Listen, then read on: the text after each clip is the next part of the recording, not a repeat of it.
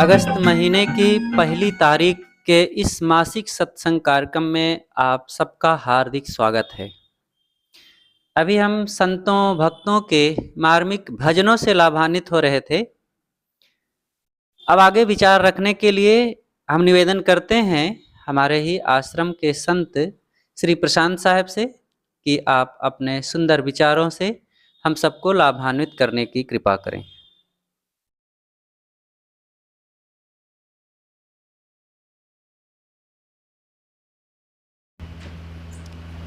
बोलिए सद्गुरुदेव की जय। बहुत ही सुंदर विचार और भजनों से लाभ ले रहे थे। मेरे लिए भी आदेश मिला है, आदेश का पालन करते हुए आप लोगों के समक्ष कुछ देर कुछ बातें प्रस्तुत है।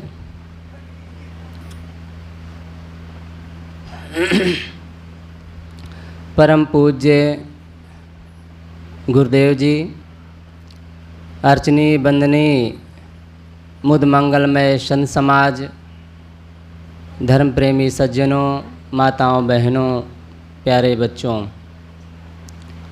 आप लोगों के समक्ष कुछ बातें रखने का प्रयास करता हूँ। सतगुरु कबीर साहब के एक पद है, उस पर कुछ विचार हम करते हैं। जिन जीव कीन आप विश्वासा, नरक गए तहि नरकै बासा। आवत जात न लागे बारा, काल हेरी सांझ सकारा। 14 विद्या पढ़ि समझावा, अपने मरण की खबर न पावा। जाने जीव को परा अंदेशा, झूठे आय की कहा संदेशा। संगत छाण करे असरारा, उबहे मोट नरक कर भारा। गुरुद्रोही मनमुखी नारी पुरुष विचार, ते नर 84 भरमि हैं, जौलो चंद्र दिवाकर। इस छोटे से पद में सतगुरु कबीर साहब पूरे जीवन की बात मानो कह देते हैं। इसे हमें समझना है, क्योंकि जब तक समझते नहीं हैं तब तक बातें अंदर जाती नहीं हैं। जब प्यास लगती है तभी पानी अंदर जाता है, बिना प्यास के लोग पानी नहीं पी पाते हैं। ऐसे ही गुरु संतों की बातें जब हमारे समझ में आती है तो फिर अच्छे से वो मन में बैठ जाती है बात और हम आगे बढ़ते हैं। फिर साहब कहते हैं, जिन जीव कीन आप विश्वासा, नरक गए तहि नरकहि बासा। जिन जीव कीन आप विश्वासा, जिन जिन लोगों ने अपने आप पर विश्वास किया। तो यहाँ आत्मा ज्ञान का खंडन नहीं है, जीव का खंडन नहीं है, आत्मा का खंडन नहीं है। अपने आप पर तो विश्वास होना ही चाहिए। विद्यार्थी अपने आप पर विश्वास नहीं करेगा तो वो पढ़ नहीं पाएगा। हमें डिप्टी कलेक्टर या कोई भी कला सीखना है तो पहले सबसे ज़्यादा अपने आप पर विश्वास करना होगा, तब फिर उसके बाद सफलता मिलेगी। अपने आप पर विश्वास ही नहीं है, दुविधा में हम जी रहे हैं तो सफल नहीं हो सकते हैं। तो अपने आप पर विश्वास करना है। लेकिन बात यहाँ पर खंडन की है। साहब कहते हैं, जिन जीव कीन आप विश्वासा, अपने आप पर जिन जिन लोगों ने विश्वास किया उनका नरक होता है और नरक में ही वास बना रह जाता है। तो जिन जिन लोगों ने अपने आप पर विश्वास किया, यहाँ अपने आप का मतलब अहंकार पर, अपने मनमानीपन पर, अपने मनमानी पने में पढ़ करके हम माता पिता बड़े बुजुर्गों को आदर सम्मान नहीं दे पाते हैं, उनकी बातों को नहीं मान पाते हैं। समाज की बहुत सारी ऐसे नियम हैं जो हम नहीं मान पाते हैं, जो मानना चाहिए। तो साहब उसी के लिए कहते हैं, जिन जिन लोगों ने अपने मनमानी पर विश्वास किया, अपने अहंकार पर विश्वास किया, अपने छिछले बुद्धि पर विश्वास किया, उछल खल व्यवहार रखा, ऐसे लोगों का नरक ही होगा। इसके लिए तो बुद्ध भी महात्मा बुद्ध भी स्वीकार करते हैं, या उनकी वाणी ही कह लीजिए, बुद्धम शरणम गच्छामि। बुद्ध की शरण में जाओ माने गुरु की शरण में जाओ, गुरु पर विश्वास करो, गुरु के ज्ञान पर विश्वास करो और विश्वास करके अपने जीवन को निखारो। जो अपने मनमानी पर विश्वास करेगा वो गुरु पर विश्वास नहीं कर सकता है, वे संघ पर विश्वास नहीं कर सकता है, वो धर्म पर विश्वास नहीं कर सकता है। और बुद्ध उसी को कहते हैं, बुद्धम शरणम गच्छामि, धम्मम शरणम गच्छामि और संघम शरणम गच्छामि। संघ की माने समाज के कुछ ऐसे नियम हैं जिसे हमें पालन करना पड़ता है, मजबूरी कह लीजिए या जो भी कह लीजिए, उसमें बहुत लाभ होता है। इसलिए समाज के नियम और धर्म के नियम कुछ ऐसे हैं जिसे हमें पालन करना चाहिए। अगर इसके विपरीत हम अपने जीवन को जीते हैं तो साहब कहते हैं नरक में ही वास होगा। अब ऐसे लोगों का क्या होगा, आवत जात न लागे बारा, आवत जात न लागे बारा, काल हेरी सांझ सकारा। ऐसे लोगों को मरते जन्मते देरी नहीं लगेगी, अर्थात ऐसे खाने में ऐसे लोगों का जन्म होगा कि वो मरते जन्मते रहेंगे, क्षणजीवी बनेंगे। बहुत से कीड़े मकोड़े मच्छर होते हैं जिनकी उम्र बहुत कम होती है, किसी के 1 घंटा 2 घंटा 4 घंटे 5 घंटे 10 घंटे, 1 साल 2 साल 12 साल 15 साल, माने ऐसे जीवों में ऐसे खानियों में हमारा जीव चला जाएगा जिसमें केवल भटकने के सिवा, दुख सहने के सिवा कुछ मिलने वाला नहीं है। आवत जात न लागे बारा, काल हेरी सांझ सकारा। शिकारी, काल शिकारी पीछे पड़ा रहता है ऐसे लोगों के पास, ऐसे जीवों के पास। साथ मानो अपना धनुआ बाण लिए, बंदूक लिए पीछे पड़ा रहता है। तो इस बात को हमें समझना है और इससे ऊपर उठ करके अपने अहंकार को त्यागने की बात करना है, क्योंकि अहंकार में कोई भी व्यक्ति आज तक सफल नहीं हुआ है। कोई अहंकारी बच्चा होगा माता पिता का प्यारा नहीं हो सकता है, मनमानी करने वाला समाज का प्यारा नहीं हो सकता है और गुरु संतों का प्यारा तो हो ही नहीं सकता है, क्योंकि ऐसे लोगों के अंदर भक्ति नहीं होगी, विनम्रता नहीं होगी, सरलता नहीं होगी, कोमलता नहीं होगी। और जहाँ ये सद्गुण नहीं है वहाँ पर सुख नहीं है। और हमें सुख चाहिए, हमें शांति चाहिए, तो वो है आत्मज्ञान। अपने आत्मज्ञान पर विश्वास करना होगा। एक संत कह रहे थे, जो अपने आप को परमात्मा मान लेता है, अपने आप को ईश्वर मान लेता है, अपने आप को भगवान मान लेता है, उसका नरक में ही वास होगा। अब उनकी अपनी महिमा है, वो अपने ढंग से अर्थ कर रहे थे। अपने को भगवान मानने वाला कहीं भटकता नहीं है। सदगुरु कबीर साहब कहते हैं, कर बहिया बला अपने छाण बिरानी आस, जाके आंगन नदिया भय सोकस मरे प्यास। जब अपने आप में ही, अपनी आत्मा में ही भगवान घटित हो जाए तो बाहर के परमात्मा भगवान की ज़रूरत ही नहीं पड़ेगी। बाहर के भगवान की ज़रूरत तब पड़ती है, जैसे दवाई डॉक्टर की ज़रूरत तब पड़ती है जब हम रोगी होते हैं। हम जब रोगी ही नहीं है तो डॉक्टर की ज़रूरत क्या है।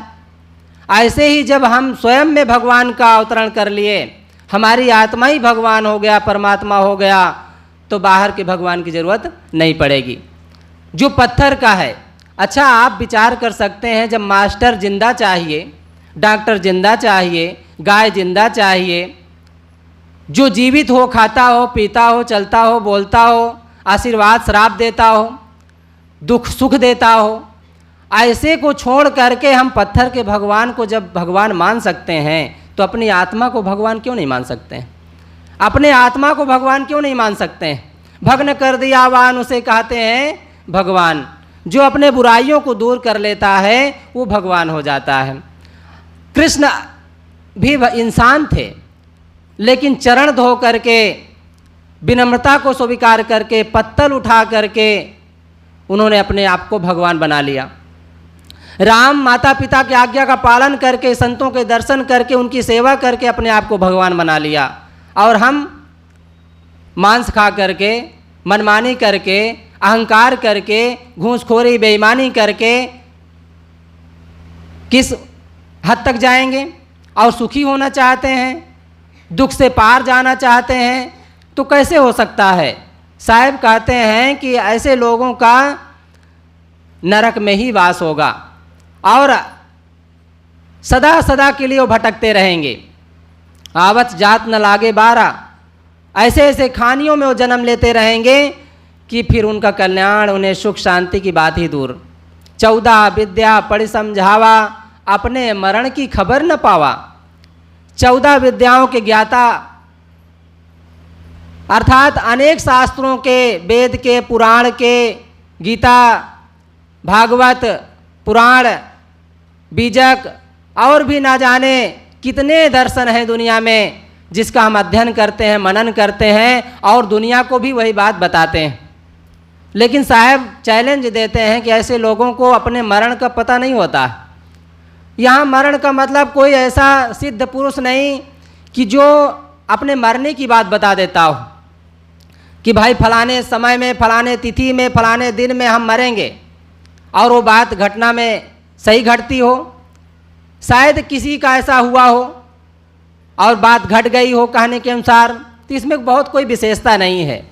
साहब यहाँ पर कहते हैं अपने मरण की खबर न पावा, माने अपने मरण की खबर नहीं जानते हैं। 14 विद्याओं के ज्ञाता हैं, अनेक भाषाओं के ज्ञाता हैं, पुराणों के अध्ययनशील हैं, तमाम तरह की ज्ञान वो रखते हैं, लेकिन निर्भय नहीं रहते हैं। अपने मरण को न जानने का मतलब निर्भय न रहना, दुखी रहना, पीड़ित रहना। जब आप विद्वान हैं, ज्ञानी हैं, दुनिया को शिष्य बनाते हैं, शिष्य के रूप में स्वीकारते हैं, ज्ञान देते हैं, तमाम तरह के सदाचार की बातें बताते हैं, भगवान परमात्मा की बातें करते हैं, फिर भी आप दुखी हैं, फिर भी आप पीड़ित हैं, फिर भी अंदर से कराह रहे हैं, चिंता में पड़े हैं, तो फिर आपको अपने मरण का खबर कहाँ है? सदगुरु कहते मरते मरते जग मुआ, मोए न जाना कोए, ऐसा होए के ना मुआ जो बहुर न मरना होए। ऐसा हो करके सरल सीधा जीवन जी करके, कोमल व्यवहार करके अपने जीवन को ना जिया, जिससे कि दुनिया के दिल दिमाग में बैठ जाता। जैसे सदगुरु कबीर साहब या बुद्ध और भी कन्फ्यूशियस, सुकरात, बहुत सारे ऐसे महापुरुष हैं जो सबके दिल में बैठ गए और ऐसे बैठे कि जब तक सूरज चांद रहेगा सब महापुरुषों का नाम रहेगा, सबका नाम रहेगा और सब तहे दिल से, हृदय से उनको हम पुकारते रहेंगे और गुरु के रूप में, ज्ञान के रूप में अपने हृदय में बसा के रखेंगे, जिससे कि हमारे मन और जीवन निर्मल बना रहे। हम क्या चाहते हैं? सुख चाहते हैं, शांति चाहते हैं, तो अपने मरण को समझना होगा। 14 विद्याओं का जो अहंकार है, अपने ज्ञान का अहंकार है या अनेकों भाषा को जानने का जो अहंकार है, उसे छोड़ना पड़ेगा। साहब कहते हैं आपा तजे हरि भजे, नक्सिक तजे विकार, सब जीवन से निर्भय रहे, साधुमता है सार। आपा को त्यागो, हरि का भजन करो, क्योंकि हरि के भजन में ही अपना मन निर्मल हो सकता है। हरि मतलब गुरु, जो हमारे दुख का हरण कर ले वही तो गुरु हो सकता है, वही हरि हो सकता है। ऐसे हरि की खोज होती है जो 4 हाथ वाला होता है, चक्रधारी होता है, धनुष बाण वाला होता है और केवल फोटो में होता है। ऐसे भगवान की हमें ज़रूरत होती है। किसानी करते हैं तो अपने बल को याद करते हैं, अपने बुद्धि को याद करते हैं, अपने घर में अपने लड़के बच्चों को पालन करना होता है, कमाई करना होता है, नौकरी करना होता है, तो अपने बुद्धि और दिमाग का प्रयोग करते हैं। लेकिन जब कल्याण की बात आती है, शांति की बात आती है, तो भगवान के भरोसे बैठ जाते हैं, ईश्वर के भरोसे बैठ जाते हैं कि जब जैसा भगवान चाहेगा वैसा ही तो होगा, क्योंकि भगवान के बिना तो पत्ता भी नहीं डोलता है। ऐसी हमारी मान्यता बन जाती है। अपनी मान्यता को हम घटाएं, ऐसी मान्यता मन में बनाएं जिससे कि अपना कल्याण हो, जिसमें अपना मन के जो अहंकार है वो दूर हो, मन निर्मल हो, क्योंकि मन चंगा तो कठौती में गंगा। जब तक मन चंगा नहीं होगा, जब तक हमारा मन निर्मल नहीं होगा, तब तक हम सुख शांति का अनुभव नहीं कर सकते, सुकून का अनुभव नहीं कर सकते हैं। साहब कहते हैं 14 विद्या पढ़ी समझावा, अपने मरण की खबर न पावा। हमें निर्भय होना है। चाह गए चिंता मिटे, मनवा बेपरवाह, जिनको कुछ नहीं चाहिए सोई शाहनशाह। आप शाहनशाह होना चाहते हैं, बादशाह होना चाहते हैं, माने पूर्ण स्वतंत्र होना चाहते हैं, तो वो कैसे मिलेगा? मनमानीपन से, अहंकार रख करके, दूसरे को दुख दे करके, घूसखोरी बेईमानी करके नहीं, अहंकार को दूर करके ही कहा जाता। एक दिन साहब जी बता रहे थे, एक संत अपने साधना से विचलित हो करके, घबरा करके कि लगता है कि मैं साधना का भी मज़ा नहीं पाऊंगा और गृहस्थी का भी मज़ा नहीं पाऊंगा। दोनों दिन से गए पाड़े, हलवा भय न माड़े, मैंने दोनों तरफ से चला जाऊंगा। इसलिए अब साधु का मज़ा तो अब देख लिया, यहाँ कोई मज़ा नहीं है, अब गृहस्थी का मज़ा लेना है।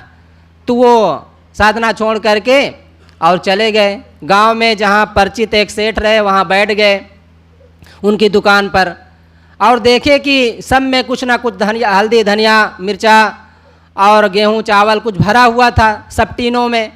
एक टीन ऐसा था जो खाली था। तब सेठ से पूछ पड़ते हैं कि सेठ जी ये बताइए कि टीन क्यों खाली रखे हैं सामने? कहाँ है? ये खाली नहीं है, ये राम राम है, इसमें राम राम है। मैंने उन्होंने पूछा इसमें क्या है, तो उन्होंने कहा इसमें राम राम है। बस वहीं पर उनका दिमाग पलटा, मन फिर अपनी दृढ़ता में आया, अपने संकल्प को याद करने लगा, अपने गुरु की बात याद करने लगा कि मेरे गुरु ने क्या बताया है। अपने गुरु को याद करते हुए वहीं से अपने गृहस्थी की जो माया जाल का पर्दा पड़ गया था उनके मन में, तुरंत काट करके फिर जंगल की ओर वो चल पड़े और मन में विचार करने लगे, जब मेरा अहंकार दूर होगा, जब मेरे अंदर का काम क्रोध दूर होगा, जब मेरे अंदर का बेईमानी, धोखेधड़ी, छल कपट दूर होगा, तब मैं पूर्ण राम राम हो पाऊंगा। अर्थात मेरे अंदर राम राम घटना घटेगी, क्योंकि जहाँ खाली होता है वहीं राम राम होता है। दिमाग जैसे टीना खाली था, इसमें सेठ की भाषा में उसमें राम राम है। ऐसे ही जब हमारा मन, हृदय खाली होगा, बेईमानी, होशियारी, चतुराई, धोखेधड़ी से खाली होगा, क्योंकि आज तमाम तरह के नकलबाजी चल रही है। गुरु की महिमा दुनिया में बहुत है, गुरु की महिमा दुनिया में बहुत है, जिसके लिए साहब कहते हैं जाने जीव को परा अंदेशा, झूठे आए के कहा संदेशा। जीव को अंदेशा हो गया है और गुरु की महिमा दुनिया में चली रही है, तो गुरु की महिमा तो होना ही चाहिए, गुरु की शरण में जाना ही चाहिए। लेकिन विवेकी गुरु के, ज्ञानी गुरु के, सरल गुरु, सीधा साधा, वास्तव में जो साधना में जीवन को जी रहे हैं, त्यागी बैरागी हैं, ऐसे गुरु की हमें ज़रूरत है। तो गुरु की महिमा बढ़ जाने से गुरु के नाम पर अनेक गुरु हो गए दुनिया में, जिनके नाम पर लोगों को संदेह होता है। वो खुद को तो जानते नहीं हैं, खुद के वास्तविकता को समझते नहीं हैं, सदाचार को, विवेक को और ईमानदारी को, साधना को जान नहीं पाते हैं और दूसरे को उपदेश देते हैं, दूसरे को बातें बताते हैं। इससे लोगों के मन में संदेह बना रहता है, वास्तविकता को समझ नहीं पाते हैं, क्योंकि जीवन में घटनाएं कुछ घट रही है और मुख से कुछ और ही बातें निकल रही है। मुख से तो सदाचार की बात, ज्ञान की बात, मनुष्यता की बात, ऐसी ऐसी बातें, धर्म, वैराग, ज्ञान की बातें निकल रही है, त्याग की बातें निकल रही है, लेकिन उनके जीवन में त्याग, वैराग, शिक्षा और सरलता, कोमलता कुछ नहीं दिखाई देता है। जब देखो भवक पड़ते हैं, क्रोध आ जाता है, अहंकार आ जाता है, और ऐसे लोगों को देख करके तो संदेह मन में होगा ही ना, तो गुरु बनाने का मन कैसे होगा। तो उसी के लिए साहब कहते हैं जाने जीव को परांदेशा, झूठे आए के कहा संदेशा। दुनिया में ऐसे लोग केवल झूठा प्रचार करके और अपना समय बर्बाद करते हैं, न अपना ही लाभ ले पाते हैं, न दूसरे को लाभ दे पाते हैं। जैसे एक शराबी यदि शराब छुड़ाने की बात करता है तो किसको किसको विश्वास होगा, क्योंकि वो शराब स्वयं पी रहा है। एक तंबाकू खाने वाला, बीड़ी पीने वाला, गुटखा खाने वाला और दूसरे को कहे भैया गुटखा नहीं खाना चाहिए, बीड़ी नहीं पीना चाहिए, तंबाकू नहीं खाना चाहिए, ऐसे लोगों पर कैसे आप विश्वास करेंगे? क्योंकि वो स्वयं मुख में भरे हुए हैं। जब वो स्वयं उसका दांत चमकेगा, स्वयं अच्छा जीवन वो जिएंगे, तभी तो उन पर विश्वास होगा, तभी तो उनकी बातों को हम ले पाएंगे। तो इसलिए साहब कहते हैं कि जाने जीव को परांदेशा, झूठे आए के कहा संदेशा, संगत छाड़ करे असरारा, उबह मोट नरक कर भारा, उबह मोट नरक कर भारा। साहब कहते हैं कि ऐसे लोग मानो नरक में जीते हैं। क्यों नरक में जीते हैं? क्योंकि असरार का काम करते हैं, गलत काम करते हैं, संगत को छोड़ दिए हैं, साधु की संगत छोड़ दिए हैं, सत्संग छोड़ दिए हैं, और साधु पर विश्वास ही नहीं है उन्हें। अगर उन्हें संतों की बात कहो, गुरु की बात करो, भक्ति की बात करो, तो कुछ अलग ही उनके दिमाग में बात चलती है। कहते हैं अरे महाराज बहुत हम साधुओं को देख लिए, बहुत त्याग बैराग की बातें सुन लिए, और बहुत सारे संतों के दर्शन करते हैं जो जेल में है, कोई कहीं है, कोई कहीं है, तमाम उदाहरण उनके सामने है।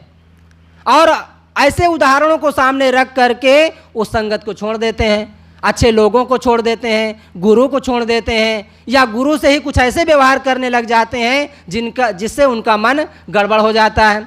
और जब मने गड़बड़ हो गया, मने चंचल हो गया, मने में तमाम तरह की गड़बड़ियाँ आ गई, खान पान सुधारने के बजाय बिगड़ गया, तो फिर नरक में तो वास होगा ना। साहब कहते हैं उबह मोट नरक कर भारा। ऐसे लोग अपने जीवन में मानो क्या कर रहे हैं, जैसे उबह माने चाम का थैला जिसमें पानी, कुआं में पहले झोरी जिसे कह लें, देहाती भाषा में लोग झोरी कहते हैं, चाम का झोरी, उसमें पानी खींचते हैं, तो पानी खींचने के बजाय वो नरक खींचते हैं। अर्थात ये जीवन चाम का थैला ही तो है। इससे हमें सद्गुण सदाचार का जीवन जीना चाहिए, भक्ति का जीवन जीना चाहिए, अच्छा कर्म करना चाहिए, प्रेम का जीवन जीना चाहिए, भाई भाई में प्रेम से रहना चाहिए, पति पत्नी में प्रेम से रहना चाहिए, पिता पुत्र में प्रेम से रहना चाहिए। तो वो काम ना करके, मानो इसमें हम शांति का काम ना करके नरक का काम करते हैं। साहब कहते हैं हमको मिल सकता है तुमसे बेहतर, तुमको मिल सकता है मुझसे बेहतर, लेकिन इससे भी अगर हम दोनों मिल जाएं तो इससे कुछ भी नहीं है बेहतर। अगर हम, कई बार देखा जाता है कि हमसे भी आप अच्छे हो सकते हैं धन में, वैभव में, ज्ञान में, और हो सकता है तुमसे भी हम अच्छे हो सकते हैं, लेकिन इन सब बातों को हटा करके, क्योंकि इसमें केवल अहंकार आपके ऊपर बैठेगा और कोई लाभ नहीं होगा। तय बड़ा, मैं बड़ा, तेरा ये मेरा, यही चक्कर आएगा। इस चक्कर को छोड़ करके आपस में मिल जाएं, प्रेम से रहें, भाई भाई प्रेम से रहें, पिता पुत्र प्रेम से रहें, गुरु शिष्य प्रेम से रहें, पति पत्नी प्रेम से रहें, और पड़ोस पड़ोस में प्रेम से रहें, तो इससे बढ़िया बेहतर और कुछ नहीं हो सकता है। और इसमें आपकी भक्ति भी संवर जाएगी, जीवन भी संवर जाएगा, और जीवन महान हो जाएगा। साहब कहते हैं गुरुद्रोही मनमुखी नारी पुरुष विचार, ते नर 84 भर्मी है जो लो चंद्र दिवाकर। आज गुरु पर चर्चा हो रही थी।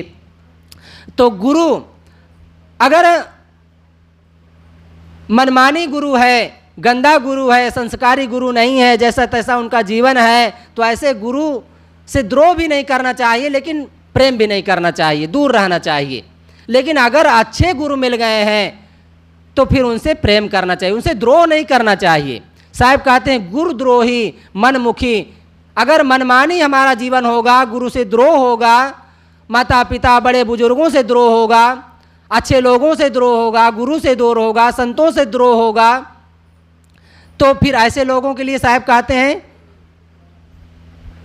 नारी पुरुष विचार, नारी हो या पुरुष, उनका क्या होगा, ते नर 84 भर्मी है। ऐसे लोग केवल 84 में ही भटकेंगे, अर्थात चारों खानियों में उन्हें भटकना पड़ेगा। अगर सच्चे माता पिता गुरु संत हमें मिले हैं, उसके बाद भी उनके बातें हमारे समझ में नहीं आती है, उनके नियम, उनका धर्म, उनका सद्गुण सदाचार हमारे जीवन में, मन में नहीं बैठ रहा है, तो इसका मतलब 84 जाने की तैयारी बन रही है। तो ते नर 84 भर्मी है जो लो चंद्र दिवाकर। ऐसे लोग कब तक दुनिया में रहेंगे, भटकते रहेंगे? जब तक सूरज चांद रहेगा, क्योंकि ज्यों लो चंद्र दिवाकर, जब तक सूरज चांद रहेगा तब तक मानो हम भटकते रहेंगे। इसका मतलब ऐसा नहीं है कि हम जग जाएं तब भी भटकते रहेंगे। अगर हम अपने मन को बदल लें, अपनी चंचलता को छोड़ दें, अपने जीवन को बदल लें, अपनी गलतियों को स्वीकार करके, अपने अहंकार को स्वीकार करके उसे त्यागने का दृढ़ संकल्प कर लें, तो निश्चित है हमारा मन बदल सकता है, जीवन बदल सकता है। क्योंकि फर्ज का एहसास होना चाहिए, कर्म का एहसास होना चाहिए, और कामयाबी चूमेगी हर कदम यदि विश्वास अपने साथ होना चाहिए। अपने साथ अपने आप का विश्वास हो, अपने आत्मा का विश्वास हो, अपने ज्ञान का विश्वास हो, अपने गुरु पर विश्वास हो, तो निश्चित है हमारे जीवन में कामयाबी मिलेगी, शांति मिलेगी और हमारा कल्याण होगा। तो मैं सदगुरु कबीर साहब के एक पद के माध्यम से, जिन जीव कीन आप विश्वासा, नरक गए ते नर कैवासा, आवत जात न लागे बारा, काल हेरी शान सकारा, 14 विद्या पढ़ी समझावा, अपने मरण की खबर न पावा, जाने जीव को परा अंदेशा, झूठे आय के कहा संदेशा, संगति छाण करे असरारा, उभय मोट नरक कर भारा, गुरुद्रोही मनमुखी, नारी पुरुष विचार, ते नर 84 भरमी है, जौलो चंद्र दिवाकार। ये छोटे से पद में सदगुरु कबीर साहब ने बहुत ही ज्ञान गर्भित संस्कार, ज्ञान, अमृतमय विचार दिए, और उसको हम मनन करते रहें, चिंतन करते रहें। इसके लिए हमें बीजक पढ़ना चाहिए, और जिसमें बहुत सारे ज्ञान गहन गंभीर विचार हैं, और सदगुरु अभिलाष साहब रचित टीका है, व्याख्या है, उसे पढ़ करके अपने जीवन को कल्याण में लगाना चाहिए। यहीं पर अपनी वाणी को विराम देता हूँ, और जोर से एक बार जय बोलें। बोलिए सदगुरु कबीर साहब की, संत समाज की, भक्त समाज की। साहेब बंदगी साहेब।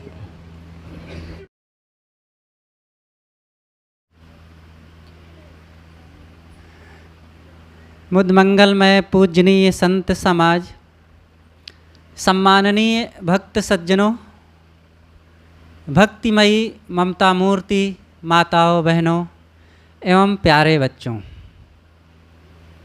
अभी हम संतों के बहुत सुंदर विचार श्रवण कर रहे थे, और उनके विचार श्रवण करने के पूर्व भक्तों के द्वारा बहुत ही अच्छे अच्छे भजन भी श्रवण किए।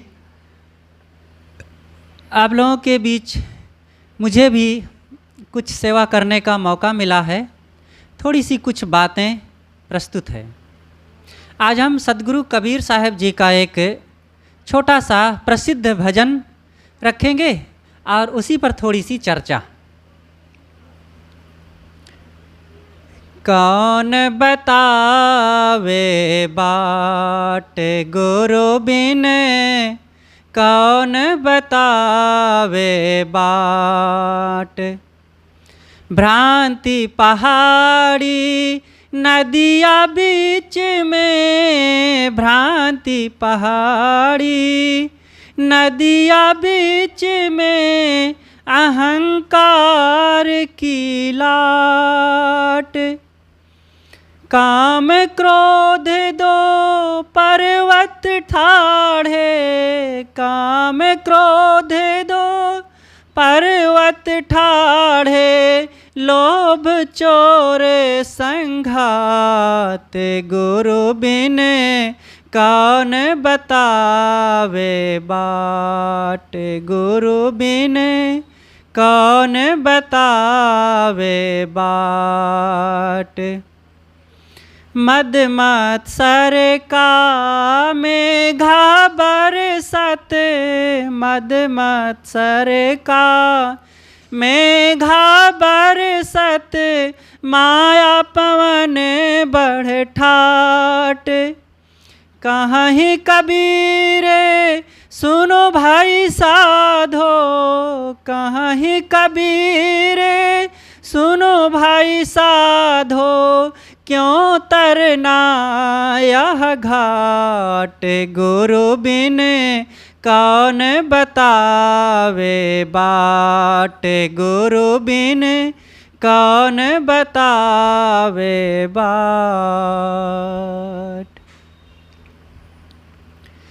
सदगुरु कबीर साहब जी इस भजन में गुरु भक्ति की आवश्यकता और जीवन में आए जो खतरे हैं, जहाँ जहाँ से आदमी जूझता है और सुख के बजाय दुख की ओर चला जाता है, उन चीज़ों को यहाँ पर दर्शाया है। साहब कहते हैं कि गुरु के बिना, एक बोधवान सच्चे सद्गुरु के बिना कल्याण का रास्ता कौन बताने वाला है। भ्रांति पहाड़ी नदिया बीच में अहंकार की लाट, काम क्रोध दो पर्वत ठाढ़े, लोभ चोर संघात। कितना मनोवैज्ञानिक चित्रण है। आप दूसरी पंक्ति को पहले लें, काम क्रोध दो पर्वत ठाढ़े।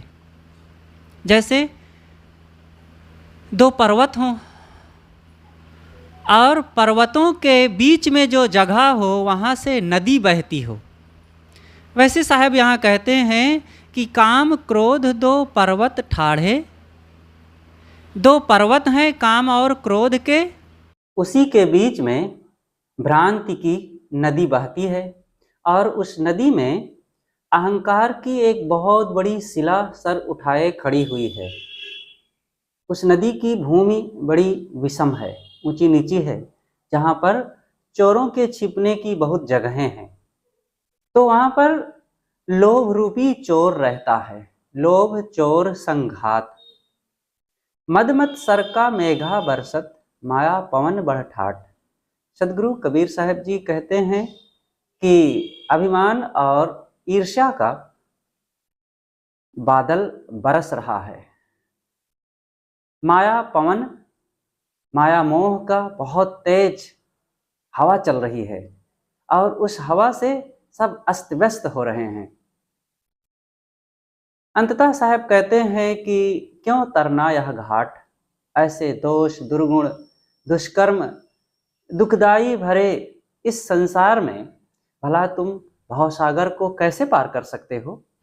और इसके सारे पद, सारे शब्द बड़े महत्वपूर्ण हैं और इस पर जब विचार किया जाता है तो हमारे जीवन में एक वेद शास्त्र की मानो खुल जाता है। तो साहब कहते हैं गुरु बिन कौन बतावे बाट, गुरु के बिना कोई हमें भवसागर से पार होने का रास्ता नहीं बता सकता है। गुरु कौन सा रास्ता बता देते हैं, क्या हमें दे देते हैं। गुरु की हमारे जीवन में बहुत बड़ी आवश्यकता है।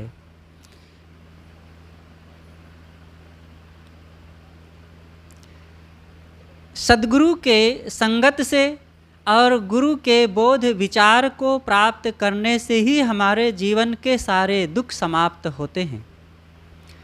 इसलिए जब तक हम ऐसे बोधवान विवेकवान सच्चे संतों की संगत नहीं करेंगे, अपने जीवन के उन रहस्यों को हम पहचान नहीं पाएंगे, तब तक हम सत्य को और आत्मा अनात्मा को कैसे हम पहचानेंगे। कौन हमें बताने वाला होगा। इसलिए साहब कहते हैं गुरु बिन कौन बतावे बाट, गुरु के बिना रास्ता बताने वाला कोई नहीं है। तुलसी भगत स्वपच भलो भजय रैन दिन राम, ऊंचो कुल के ही काम को जहान हरि को नाम। गोस्वामी तुलसीदास जी कितना बढ़िया यहाँ पर वर्णन करते हैं कि ऐसे भक्त की विशेषता है जो भजन करता है। और गुरु की संगत में रह कर के ही तो कोई अपने बंधनों को काट सकता है और भजन में लग सकता है। और कोई ऐसे सद्गुरु जब तक वे आएंगे नहीं, उनकी संगत में हम लगेंगे नहीं, तब तक हम अपने भावबंधनों को कैसे काट सकते हैं, दुखों से कैसे बच सकते हैं, कोई बताने वाला नहीं है। इसलिए गुरु की महती आवश्यकता है। गुरु के पास जा कर के हम अपने खाने पीने, बैठने उठने और रहने बसने की कला गुरु से ही सीखी जा सकती है। अगर हम संतों की संगत में ना बैठें और अपने जीवन को हम ना पहचान सकेंगे तो कौन हमें भाव धार से पार सकेगा? कोई ऐसा बताने वाला है ही नहीं है। एक जब बोधवान विवेकवान संत मिलते हैं तब वे हमें वो रास्ता बताते हैं, जीवन जीने की कला बताते हैं। चाहे जितना हमें चीज़ें मिल जाएं, चाहे जितनी उपलब्धियां हो जाएं, लेकिन आत्मज्ञान की बात को बताने वाला तो गुरु के अलावा, सद्गुरु के अलावा कोई है ही नहीं है। चाहे जितने बड़े डॉक्टर के पास चले जाएं, सेठ जी के पास चले जाएं, इंजीनियर वकील के पास चले जाएं, लेकिन जो गुरु बताते हैं, गुरु क्या बताते हैं? मन हमारा चंचल कैसे होता है, अज्ञान कैसे मिटेगा, अंधविश्वास कैसे मिटेंगे और इंद्रियों की चंचलता कैसे मिटेंगी, शरीर की नश्वरता को हम समझेंगे कैसे, आत्मा की अमरता को कैसे हम जानेंगे? इन चीज़ों को बताने वाला भला कौन है? इन चीज़ों को विवेकवान सद्गुरु और संतों की संगत से ही इन बातों को समझा जा सकता है। तो साहब कहते हैं कि तुलसी भगत स्वपच भलो भजय रैन दिन राम।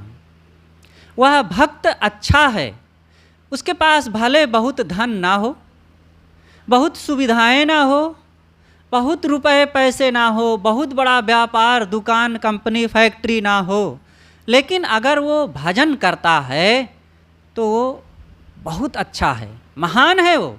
क्योंकि आज की सुविधाएं कम है उसके पास, लेकिन जिन सुविधाओं को, बहुत बड़ी बड़ी सुविधाओं को पा करके बड़े बड़े लोग जिसे कहते हैं वे सुखी नहीं हैं, जल रहे हैं मन से। लेकिन जो भक्त है, जिसके मन इंद्रियों में संयम है, विचारों में सद्गुण है, गुरु भक्ति है, अनासक्ति है, वो थोड़ी सुविधाओं को पा करके भी बहुत प्रसन्न रहता है, संतुष्ट रहता है और विवाद, कलह, दोष, दुर्गुण, दुराचार, व्यभिचार और शराब, मांस आदि से बचा होने से बहुत सुखी है। और बहुत धन संपत्ति हो जाए, भक्ति ना हो तो क्या धन संपत्ति व्यक्ति को सुखी बना देगी? बहुत बड़े बड़े धनवानों को देख लीजिए, वे सुखी नहीं हैं। उन धनवानों से पूछ लो जो सुखी नहीं संसार में। तो सुखी वह होता है जिसके जीवन में सुमति है, सद्बुद्धि है, सदाचार है। इसलिए माताओं, बहनों, भाइयों, आप लोग किसी के ऐश्वर्य को देख करके बहुत ललचाइएगा नहीं। अपनी मेहनत से कमाओ, मेहनत करो और अधिक से अधिक धन कमाने के लिए भी मेहनत करो। धन के लिए कोई नहीं कहेगा कि धन ना कमाओ, कमाओ और सुविधाएं भी इकट्ठी करो, अच्छा से मकान भी बनाओ, बढ़िया गाड़ी भी खरीदो और भी सब कुछ करो। लेकिन धन के लिए ही आप जिंदगी को खपा मत दीजिए। धन के साथ साथ धर्म भी कमाइए, सद्गुण सदाचार भी कमाइए।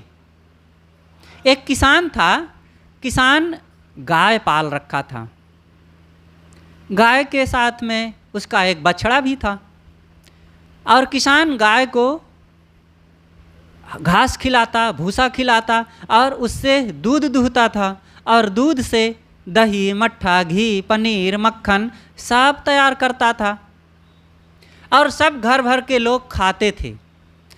और किसान गाय बछड़ा के साथ साथ एक भेड़ भी पाल रखा था। तो गाय से जो दूध दूहता और उससे मट्ठा, पनीर, दही, दूध जो बनता वह और दाल भात चावल आदि वह सब खाते लोग, और जो बच जाता इसमें से सारा कुछ बचा हुआ ला करके किसान भेड़ को खिलाता था। और खा खा करके ये माल टाल खूब भेड़ मोटा ताज़ा हो गया था। गाय का बछड़ा ये देख करके उसको बहुत कष्ट होता था एक दिन उसने अपनी माँ से कहा, कहानी है बात को समझने के लिए, किसी बात को समझाने के लिए कहानियाँ बनाई जाती है। तो बछड़े ने गाय से कहा कि माँ देखो तो इस किसान को, तुम्हें घास और भूसा खिलाता है और दूध दूहता है, गोबर भी पाता है, सब लोग खाते हैं दूध दही आदि, गोबर की खाद बनाता है, खूब खेती इसकी होती है, तो सब लोग खाते हैं आपका दूध दही घी आदि, अच्छी बात है। लेकिन जो बचता है घर में वो तुमको ना खिला करके किसान भेड़ को खिलाता है। अब भेड़ कौनो काम नहीं आता है, ना दूध दे ना दही दे और ना और कुछ दे, अब बैठे बैठे वो माल छानता है और खूब आराम से सोता है।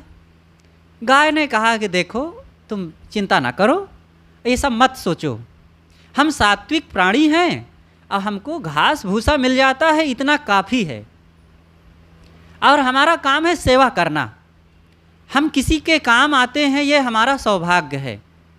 हमारे पास दूध है, हम दूध देंगे और किसान खाए, अच्छी बात है, और हमें घास भूसा मिल जाए बहुत है। लेकिन बछड़े को संतोष ना हुआ, उसको बार बार मन में बात खटकती थी कि ये हमारी माँ के साथ अन्याय हो रहा है और ये बैठे बैठे भेड़ खाता है। गाय ने कहा कि तुम ये ना देखो, जो बैठे बैठे खाता है, किसी के काम नहीं आता है, उसके जीवन में एक ना एक दिन विपत्ति आती है। इसी बात पर हमारे ऋषियों ने कहा है, मोघमन्नम विन्दते अप्रचेताः सत्यम ब्रवीमि वदित सतस्य नार्यमणम पुष्यति नो सखायाम केवलाघो भवति केवलादि। ऋषि कहते हैं, यह वेद का मंत्र है। ऋषि कहते हैं मोघमन्नम विन्दते, मोघम अन्नम, जो व्यर्थ का खाता है, बिना काम किए बिना मेहनत किए बैठ करके खाता है, मोघमन्नम व्यर्थ का खाता है। विन्दते अप्रचेताः, वो असावधान है, वो अपना नुकसान कर रहा है, वो पाप खा रहा है। ऋषि कहते हैं विन्दते अप्रचेताः, वो असावधान है। सत्यम ब्रवीमि, मैं सत्य कहता हूँ, वदित सतस्य, वो अपना वध कर रहा है, वो आत्महत्यारा है, अपनी ही हानि कर रहा है। नार्यमणम, वो आर्य लोगों को, श्रेष्ठ लोगों को, गुरुजनों को, पुण्यात्माओं को, और नो सखायाम, अपने मित्रों को, बंधुओं को, रिश्ते नातों को खिलाता नहीं है। अपनी चीज़ों में से वो ना गुरुजनों की, ना पुण्यात्माओं धर्मात्माओं की सेवा करता है, ना अपने परिवार तथा मित्रों की सेवा करता है, और केवल अपना खाता है और मेहनत नहीं करता, किसी के काम में नहीं आता है। केवलाघो भवति केवलादि, वो केवल आहदी है, केवल पाप खाता है और केवल अपना विनाश करता है। तो वही हुआ उस भेड़ के साथ, बैठे बैठे खा रहा था। एक दिन किसान के यहाँ कुछ मेहमान आए। अब हमारे यहाँ मेहमान आवे तो लोग सोचते हैं कि मेहमानों को स्वागत करना है तो कोई विशेष चीज़ खिलाना है। अब विशेष चीज़ क्या मानते हैं? मांस खिलाओ तब मेहमानों का अच्छा से स्वागत हो। तो उसने यही किया, एक बड़ा सा छुरा लिया, अब भेड़ के पास आया और उठा के उसको पटक दिया जोर से। अब भेड़ जोर से भेड़ करता है भैं से, और तब तक उसके पेट में छुरा घुसा देता है किसान, और वो छटपटा के रह जाता है। और गाय का बछड़ा देख रहा था, और वो तो देख करके एकदम चौंक गया और गाय की टांग के नीचे घुस गया और कहा, माँ ये क्या हो रहा है? भेड़ के साथ क्या कर रहा है किसान? गाय ने कहा, बेटा तू घबरा मत, तुझे कुछ होने वाला नहीं है। जो बैठ के खाता है, जो धर्म में नहीं लगता है और परमार्थ की कमाई नहीं करता है, दूसरे के काम नहीं आता है और पुण्य नहीं कमाता है, उसकी यही दशा होती है। इसलिए विलासिता में मन को ना लगाओ। यही होता है। एक बार दुबई के एक शेख से एक बाहर से आए हुए पत्रकार ने पूछा कि आप लोग पहले ऊँट पर चलते थे और अब आपके लिए तो बड़े बड़े विमान तैयार हैं, हवाई जहाज़, स्पेशल हवाई जहाज़ आपके लिए है। कैसे लगता है? आप लोगों ने तो बहुत उन्नति कर लिया है। कहा है क्या लगता है, ठीक है, हो गई जितनी उन्नति है।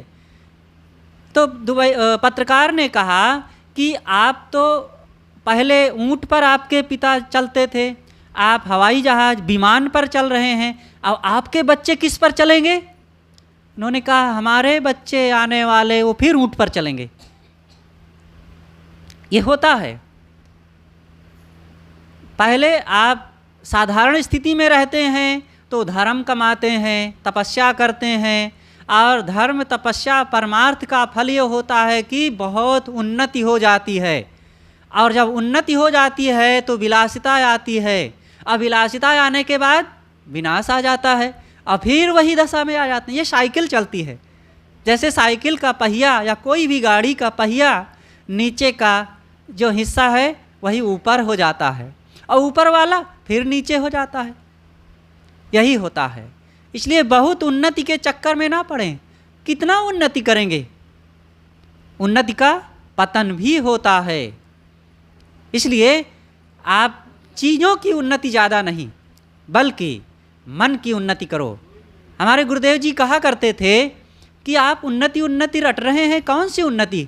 यही ना, मकान बना लिए, गाड़ी खरीद लिए, ज़मीन खरीद लिए, रुपए बहुत बढ़ा लिए, तो ये आपकी उन्नति नहीं है।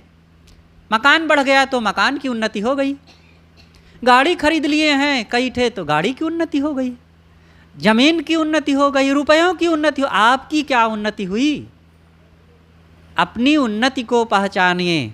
आपकी उन्नति है मन में प्रसन्नता आ जाना, निश्चिंतता का आ जाना, प्रेम शांति का बढ़ जाना, और अंदर से आप संतुष्ट हो जाएं। ये आपकी असली उन्नति है।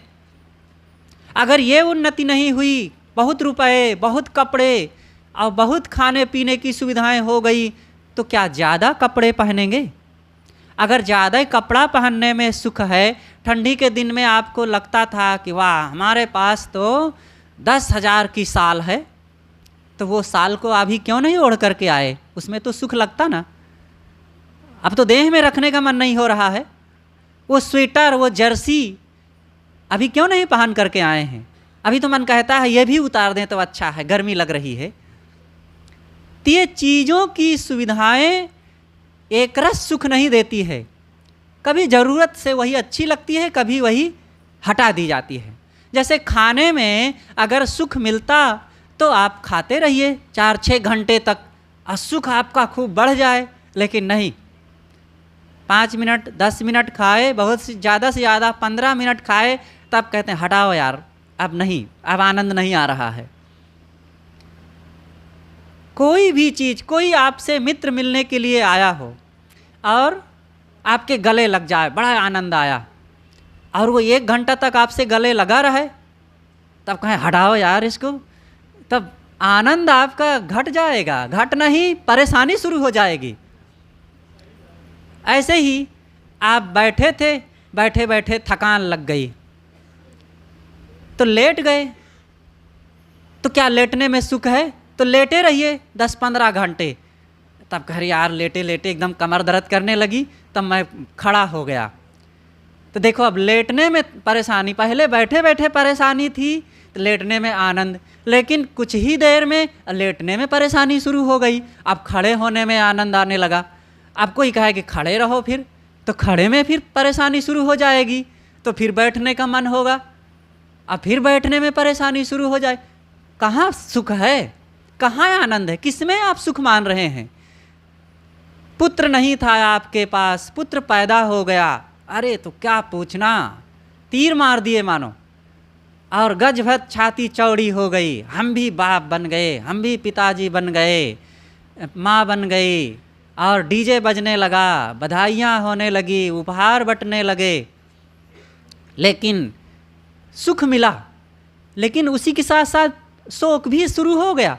अब भय शुरू, कहीं पुत्र बीमार ना हो जाए, ये इसको ये समस्या ना आ जाए, चलो यही सब सुख दुख करते हुए एक दिन बच्चा बड़ा हो गया, दवाई पानी सेवा करते हुए। अब बड़ा हो गया तो अब तो सुख मिलना चाहिए, लेकिन अब ये शुरू हो गया कि ये मनमानी है, बात नहीं मानता है, पास में नहीं बैठता है, अहंकारी हो गया है, ये तो जवाब दे देता है। अब फिर दुख शुरू हो गया। तो अब लगा कि शादी कर दें तब फिर बहू आ जाएगी, तब सुख मिलेगा। कर दिए, खूब डीजे बजा के नाच गान करके शादी किए, बहू आ गई। अब थोड़े दिनों में अब बहू से भी लड़ना, अब बेटे से भी लड़ना, कहाँ चला गया सुख? हरदम वो दो हाथ दूर ही बना रहता है सुख। सुख कहीं बाहर चीज़ों में नहीं होता है, सुख संतोष में है, प्रेम में है, आपके अपने आप में है। अपने को आप पहचानिए, चीज़ों में न खोजिए, चीज़ों का उपयोग कीजिए निष्काम भाव से, त्याग भाव से, सेवा भाव से आप चीज़ों का उपयोग कीजिए। तो सद्गुरु कहते हैं कि चीज़ों में सुख नहीं है, भक्ति में सुख है। क्योंकि आप जब भक्त होंगे, गुरु की संगत में लगेंगे, तो वो गुरु ज्ञान मिलेगा। और गुरु ज्ञान कोई अजूबी चीज़ नहीं है, आपके अपने जीवन की चीज़ है। जिस संगति से दूर हो करके आपके जीवन में क्रोध आ गया था, अहंकार अभिमान आ गया था, और तमाम दुर्व्यसन आ गए थे, अंडा मांसाहार करने लगे थे और शराबी हो गए थे, वो संगति का अभाव था। गलत संगति के कारण ये सब शुरू हो गया था। लेकिन जब आप संतों की संगति, विचारवान लोगों की संगति करने लग गए, सद्गुरु की संगति में बैठने उठने लग गए, उनके विचार अपनाने लग गए, तो ये सारे विचार आपके बदलने लगे। और आपके जब विचार बदलने लग गए तो आपके कर्म बदलने लग गए। कर्म जब बदलने लग गया तो आपके जीवन में खुशहालियाँ आने लग गई। यह है जीवन का बदलाव।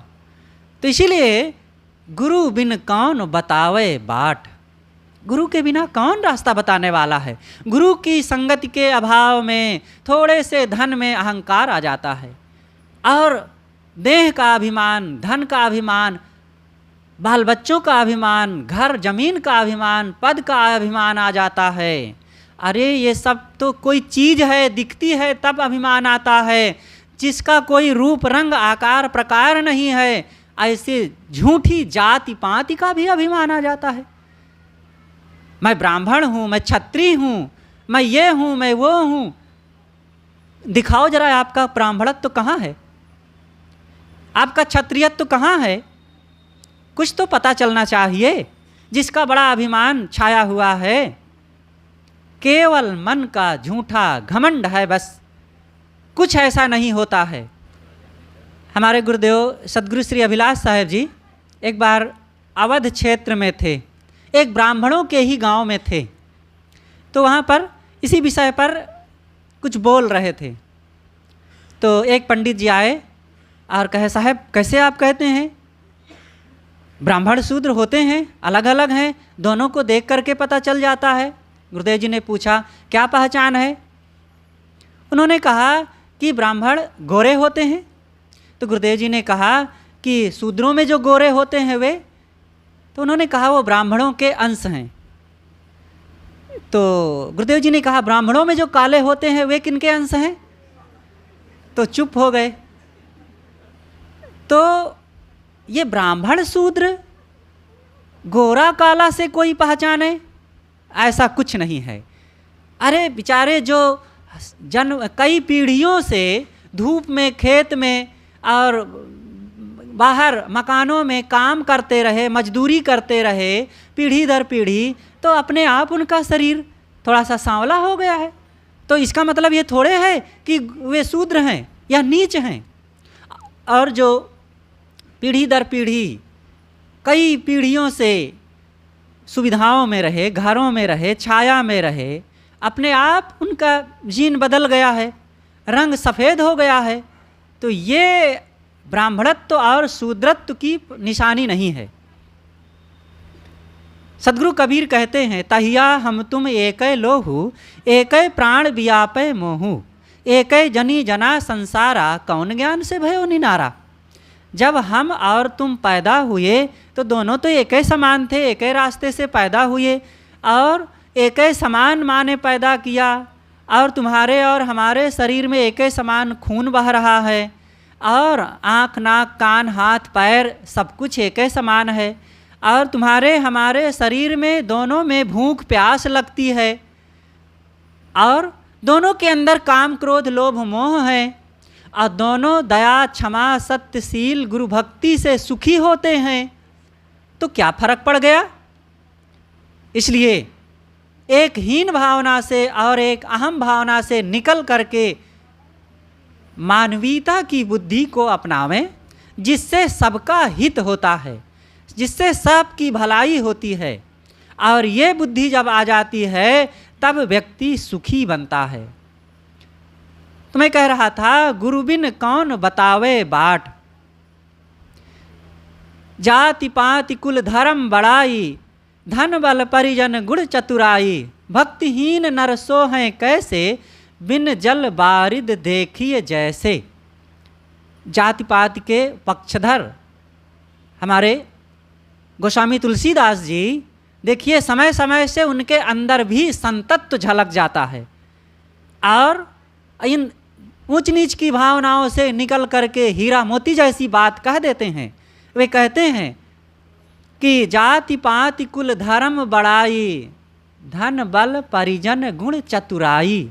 चाहे जाति पाति हो, धन दौलत हो, मान बड़ाई हो, और कोई भी चीज़ हो, भक्तिहीन नर सोहें कैसे। भला ये बताओ, चाहे जितना तुम बाहर की चीज़ों में बढ़ जाओ, भक्तिहीन अगर हैं तो वे इंसान अच्छे कैसे लगेंगे? कैसे वे कैसे होते हैं? बिन जल बारिद देखिए जैसे, जैसे बिना बरसे बादल बेकार लगते हैं। बिना पानी के बादल आए और गड़गड़ा करके उमड़ घुमड़ के चले जाएं, एक बूंद न बरसें, वो बादल कौने काम के हैं? इसलिए हम लोग भक्तिमान बने, केवल दिखावा नहीं, किसी चीज़ का दिखावा नहीं होनी चाहिए, न रुपए पैसे का, और न जवानी सुंदरता का, और न बाल बच्चों का, न पद अधिकार विद्या बुद्धि का। सरल विनम्र बने। भक्ति बिना सब सुख हैं कैसे, लवण बिना बहु व्यंजन जैसे। लवण कहते हैं नमक को। जैसे बहुत स्वादिष्ट भोजन बना हो, समोसा बनाए हों, पकौड़ी बनाए हों, और नमक न डाले हो तो बेकार, फीका फाका। यद्यपि सादा खाएं तो ज़्यादा अच्छा है। आज नमक की समस्या लोगों की बढ़ रही है, ब्लड प्रेशर बढ़ रहा है, इसलिए ज़्यादा से ज़्यादा सादा खाने में सब लोग रुचि रखो।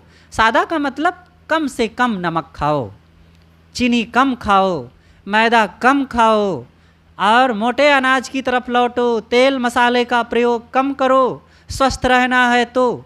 नहीं तो खूब आज समस्याएं रोग की बढ़ रही हैं। तो मैं कह रहा था, सदगुरु कबीर साहब का वो वचन कि गुरु बिन कौन बतावे बाट, काम क्रोध दो पर्वत ठाढ़े, लोभ चोर संघात। काम और क्रोध के दो विशाल पर्वत खड़े हैं, और ये जो हैं जब तक हैं व्यक्ति अपनी मंजिल को नहीं पार कर पाएगा। पर्वत है, पर्वत को लांघना बड़ा कठिन होता है। और ये काम क्रोध दो भयंकर पर्वत हैं। काम वासना सबके अंदर में है, ये जन्मों जन्मों का संस्कार है। ये किसी भी खानी में हम रहे, अपनी प्रजाति को कायम रखने के लिए अपनी ही नर या मादा जाति से संबंध करके बच्चे का प्रजनन करना, ये काम वासना है। और ये केवल बच्चे के लिए मादा से लगना ये विकारी नहीं है, संसारी जीवन है। और फिर अन्य कोई प्राणी है उसकी बात नहीं, लेकिन कोई गृहस्थी में रह रहा है, विवाहित होकर के पति पत्नी, तो बच्चे के लिए दोनों एक दूसरे से जुड़ते हैं, अच्छी बात है। लेकिन बच्चे नहीं चाहिए। आज लोग कहते हैं ऐसी खेती करो कि उपज कुछ ना हो, तो किसानी किस काम की? किसानी में तो ऐसा नहीं होता, लेकिन घर गृहस्थी किसानी में यही हो रहा है कि शादी करके ऐसा रहो कि बच्चे ना हो जल्दी, कि आप केवल जैसे राख में हवन करें तो कोनो फायदा है। इसलिए काम वासना का त्याग होना चाहिए, और कम से कम अमर्यादित काम वासना से तो बचना ही चाहिए। वे कितने नीच हैं, अधम हैं, जो अपनों को छोड़ करके अपने पति और पत्नी से अलग कहीं इधर उधर अपने मन को भटकाते हैं। महापाप है और सभी नर नारियों को इन चीज़ों से सर्वथा बचना चाहिए। आज समाज में कितना भ्रष्टाचार फैलता चला जा रहा है और इसका कारण है ये बहुशिक्षा और भौतिकवाद और गुरु संतों की संगति का त्याग और साथ साथ सह शिक्षा। बहुशिक्षा और सह शिक्षा, बहुत पढ़ा दो बच्चों को लेकिन सत्संग की विद्या ना पढ़ाओ तो बहुत पढ़ लिख करके क्या होंगे। और साथ साथ पढ़ रहे हैं और खूब धन की इच्छा बढ़ रही है, भौतिकवाद, चीज़ें आवें, ऐसा घर, ऐसी गाड़ी, ऐसा मोबाइल, ऐसी टीवी, ऐसे कपड़े, ऐसे गहने सब आवें, रात दिन इसी के लिए ललचाएंगे तो क्या होगा। भौतिकवाद बढ़ेगा और मन में धर्म, परमार्थ, सेवा और साधना, सुधार की तरफ से दूर भागेंगे। इसलिए जितना अधिक से अधिक हो अपने व्यवहारिकता से समय निकाल करके भक्ति भजन में लगो। एक बूढ़े थे, बूढ़े तो हो गए थे लेकिन मन उनका वैसे ही चंचल था। बहुत बूढ़े नहीं थे लेकिन 50-60 साल के, 55-60 साल के हो गए थे। एक स्त्री को देख करके ललचा गए और ललचाई हुई दृष्टि से उसकी तरफ बढ़े और वो भाग करके अपने घर में घुस गई।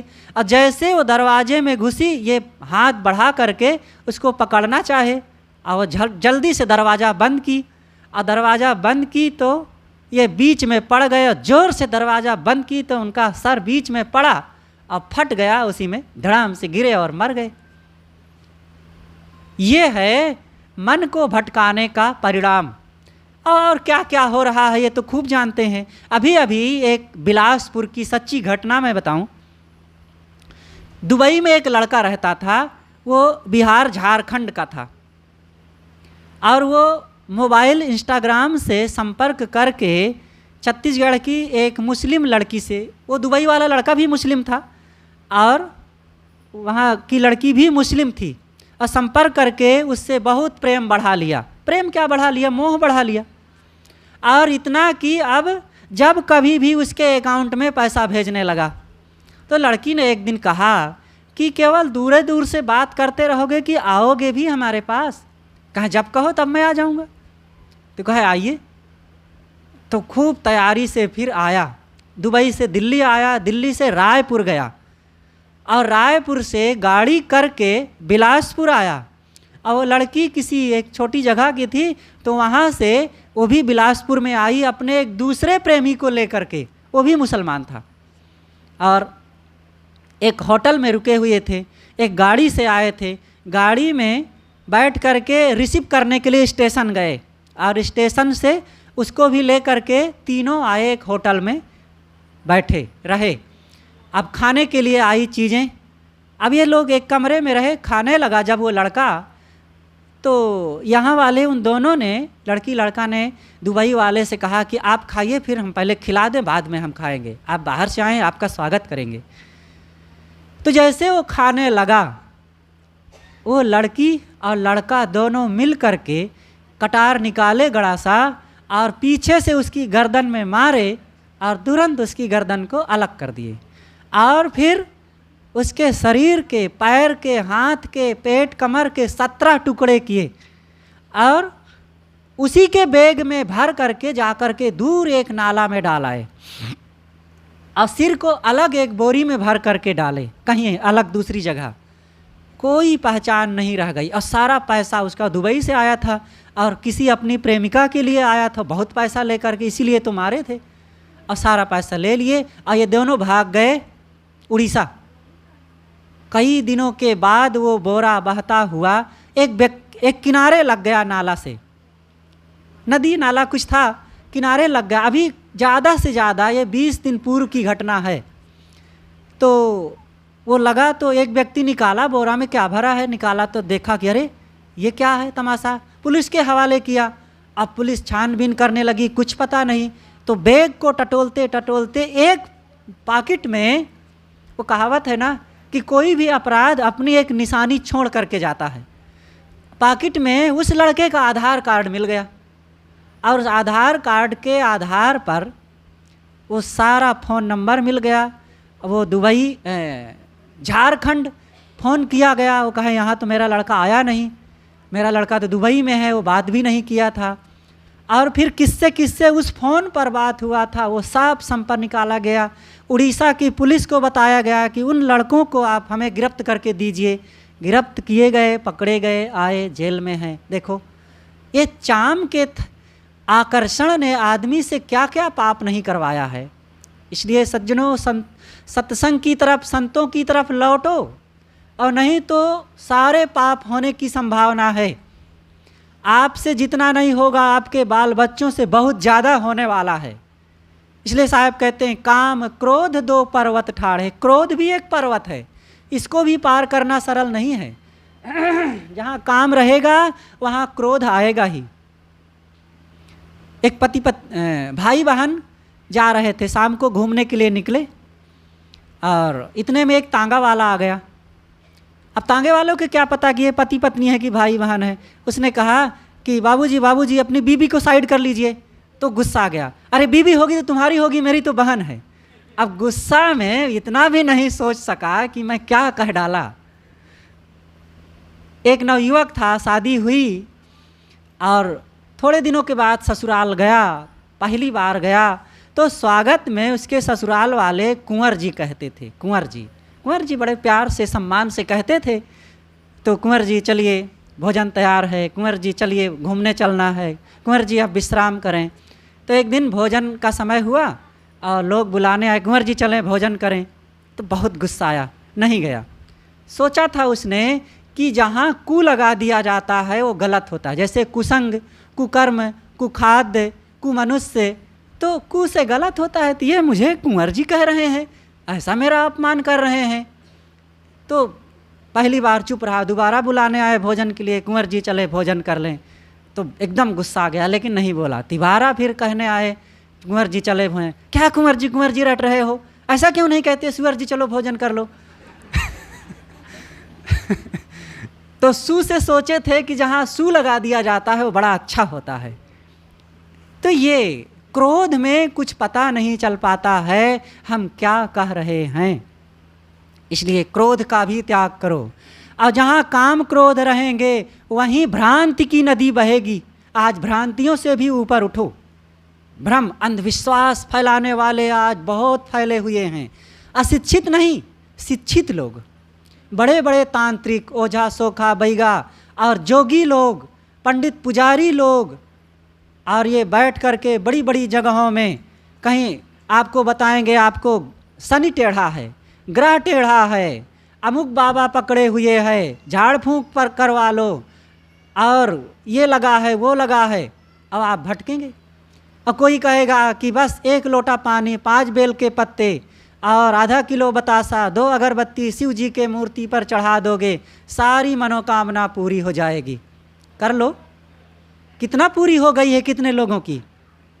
और अगर ऐसे हो जाए तो फिर कोई घर में बीमार नहीं होने चाहिए। सारे हॉस्पिटलों को बंद कर दो।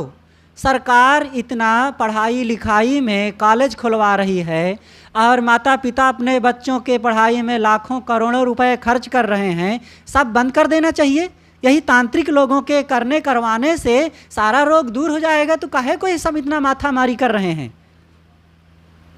केवल भ्रांति है। साहब कहते हैं कि ये पहाड़ी के बीच में भ्रांति रहेगी ही। जहाँ काम क्रोध रहेंगे वहाँ अंधविश्वास आएगा।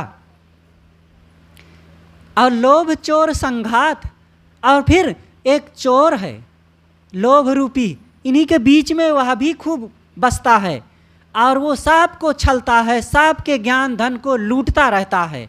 और सब आज जिधर देखो सब बेचारे खोखले बन करके भटक रहे हैं, बाहर से चमकते दमकते हैं।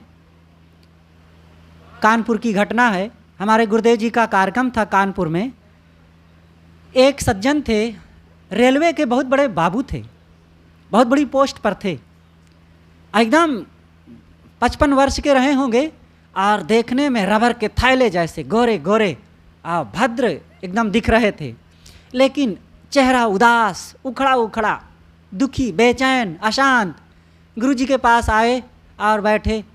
कहे महाराज मैं अंदर से खोखला हूँ, गुरु जी ने कहा कि क्या बात है? कहे महाराज कह नहीं सकता। वो अपने ही कुकर्मों से, अपने ही घर में अपनी गंदी आदतों से जो नीच हो गए थे और जो अपमान बोध से ग्रस्त थे कि वो अपनी बात कह भी नहीं सकते थे किसी से। धन तो था, ऐश्वर्य तो बहुत था, और वो अनपढ़ थोड़े थे, लेकिन महा दुखी थे।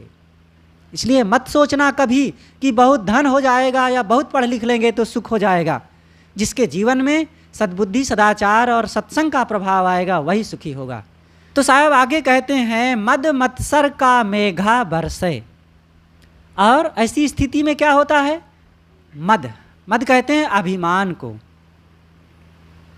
अभिमान का बादल। और मत्सर, मत्सर कहते हैं ईर्ष्या को।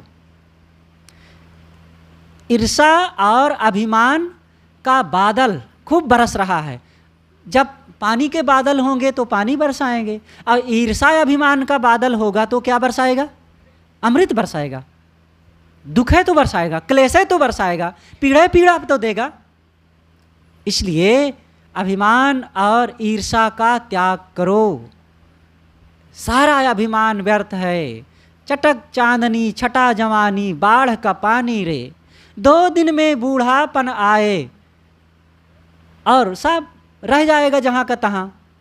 इसलिए जब तक बुढ़ापा दूर है, रोग दूर है, मौत दूर है, अपने कल्याण का काम करो, भजन करो, अपने मन इंद्रियों को स्वश करो, अपने मन को निर्मोह बनाओ, एकांत में बैठो, ग्रंथ पढ़ो, प्रवचन सत्संग गुरु संतों का सुनो, अपने स्वभाव का अवलोकन करो, विचार करो कि मेरे जीवन में कितना क्रोध है, कितना लोभ है, कितना मोह है, कितनी आसक्ति है। इस उम्र में इतना दिन हो गए और हमारा जीवन इतना बीत गया, अभी भी काम वासना परेशान करती रहती है, अभी हम क्रोध में बौखलाते रहते हैं, अभी भी दूसरों को देख करके धन को ललचा जाते हैं।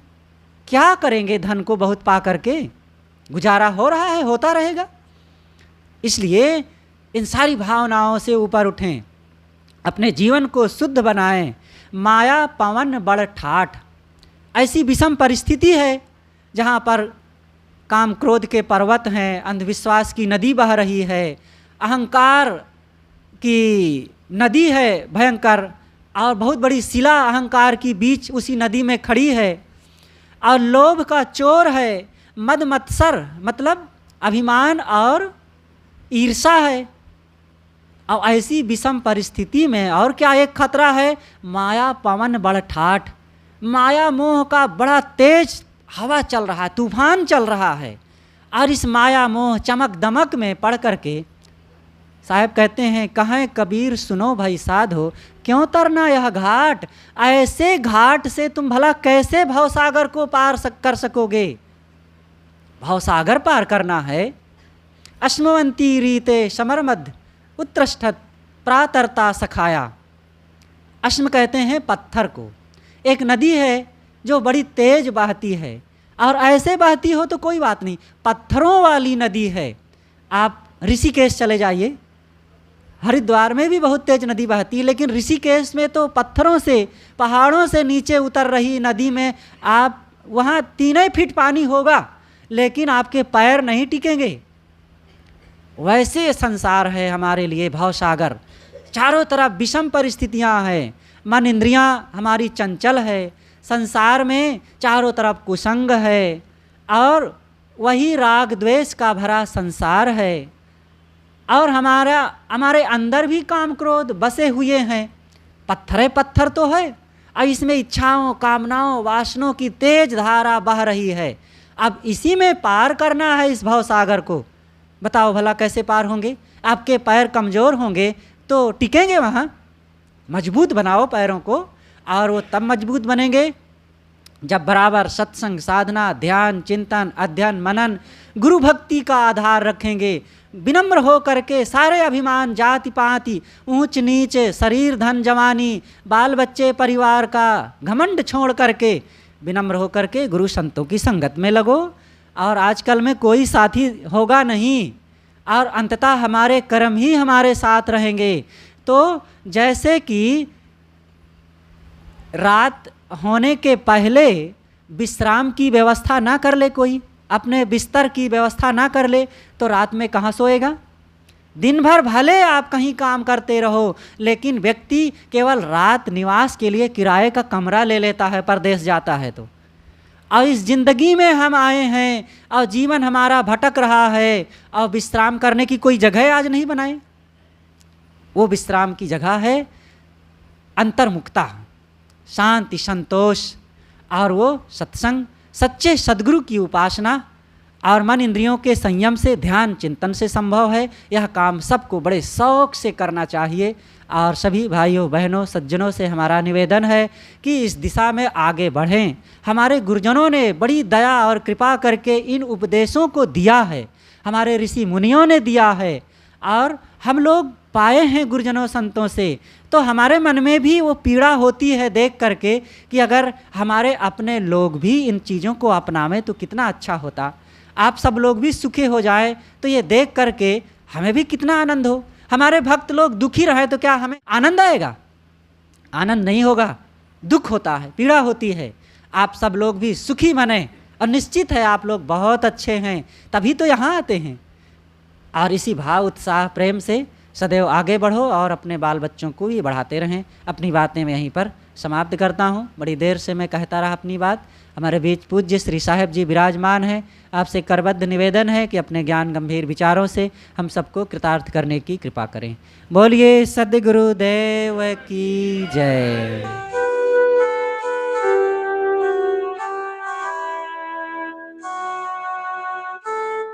श्रद्धालुजन, भक्त सज्जनों तथा माँ बहनों, प्यारे बच्चों,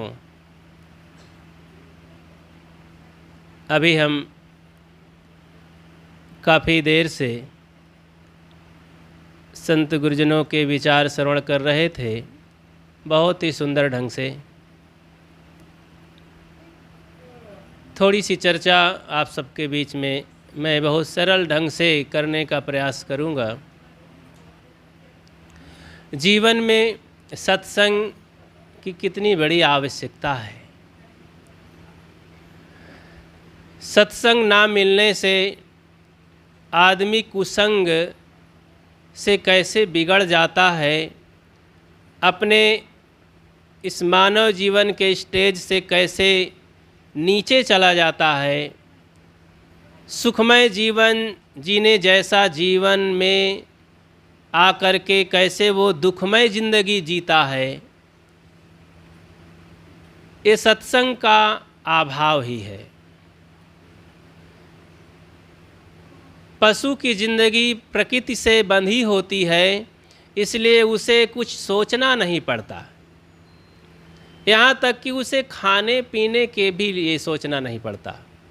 भूख उसे लग जाए तो बस इधर उधर वो आँख खोल करके दौड़ लगाता है।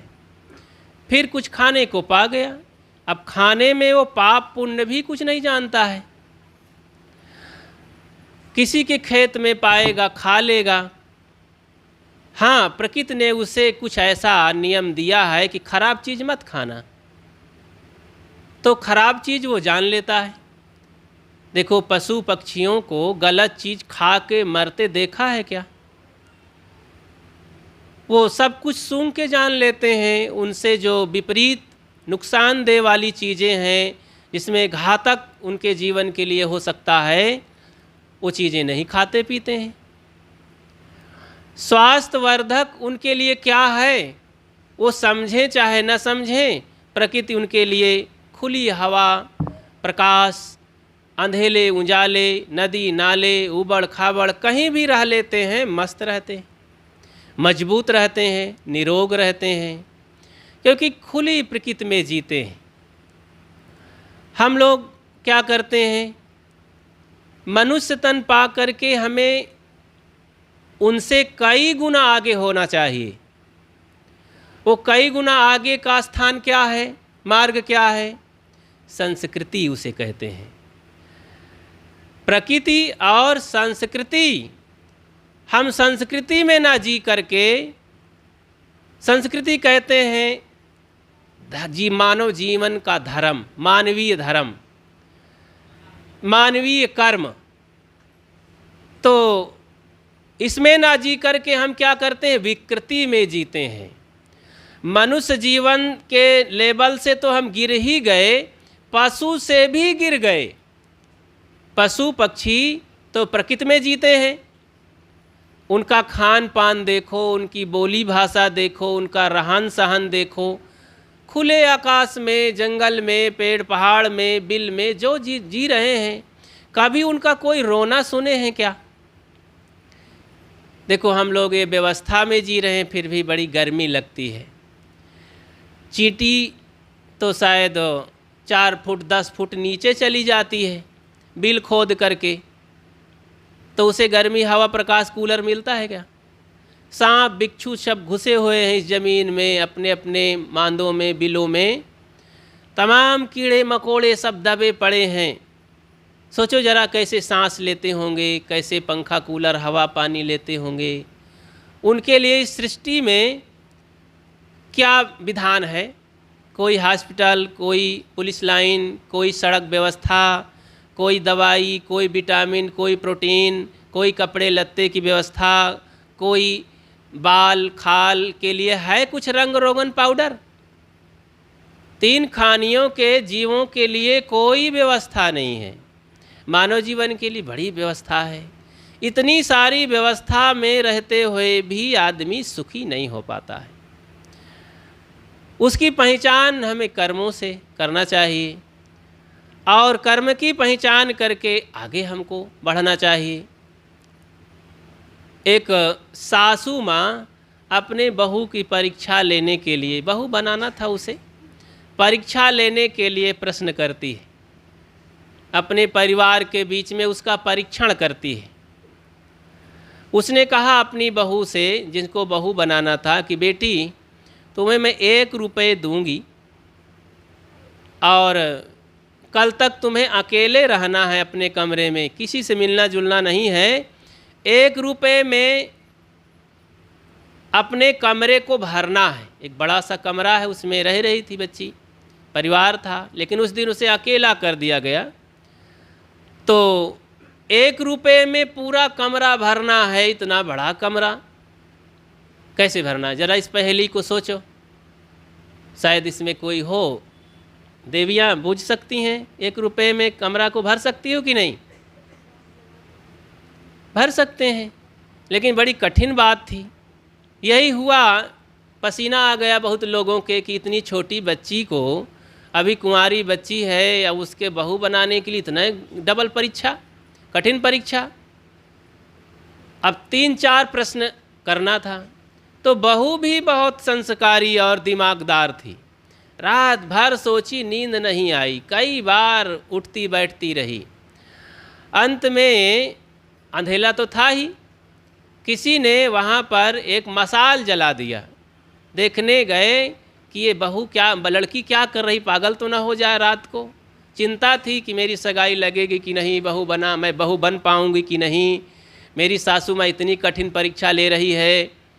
तो मसाल दिखा दिया तो प्रकाश हो गया कमरे में, फट से उसकी बुद्धि पकड़ लिया, ओ भर जाएगा। एकदम नाच उठी, मन में ठान लिया, निश्चय कर लिया, और तुरंत जब परीक्षा देने की घड़ी सुबह आई, टाइम था, जब पहुंचती है सभा में, तो रास्ते में एक बनिया की दुकान से मोमबत्ती खरीद लेती है 1 रुपये की, और बस अपने कमरे में जला देती है। और सासू माँ को संदेशा देती कि आइए माँ देख लीजिए। सासू माँ देख करके आश्चर्यचकित रह जाती है कि अरे ये क्या है, खाली कमरा है? कहीं नहीं माँ जी, ज़रा आँख खोल कर देखिए। तो सासू माँ भी बहुत चक्की रह जाती, तो बहुत बढ़िया, गजब है, शाबाशी दिया, ठीक है बहू, तूने कमरे को प्रकाश से भर दिया।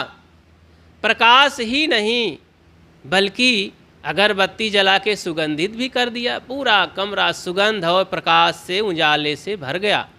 बहू बहुत खुश हुई, सास बहुत खुश हुई, और फिर कहा कि बेटी और प्रश्न हैं, तुम्हें और परीक्षा देनी होगी, कल के लिए वादा है, टाइम इतना फासला रहेगा, तो कल के लिए तुम्हें परीक्षा देनी है कि एक ऐसा फल है, वो फल दिखाई नहीं देता है, आँखों से दिखाई नहीं देता, और वो बाजार हाट में न मिलता है न बिकता है, और उसे बेचा भी नहीं जा सकता, खरीदा भी नहीं जा सकता। तो वो फल क्या है वो तुम्हें बताना है। अब फिर सब लोग, सयाने लोग, जो हितैषी लोग थे, नाखुश भी होते थे कि ये औरत कैसे प्रश्न कर रही है एक बहू से। बहू भी परेशान, अपनी बुद्धि का परीक्षण देने के लिए वो कसौटी में थी।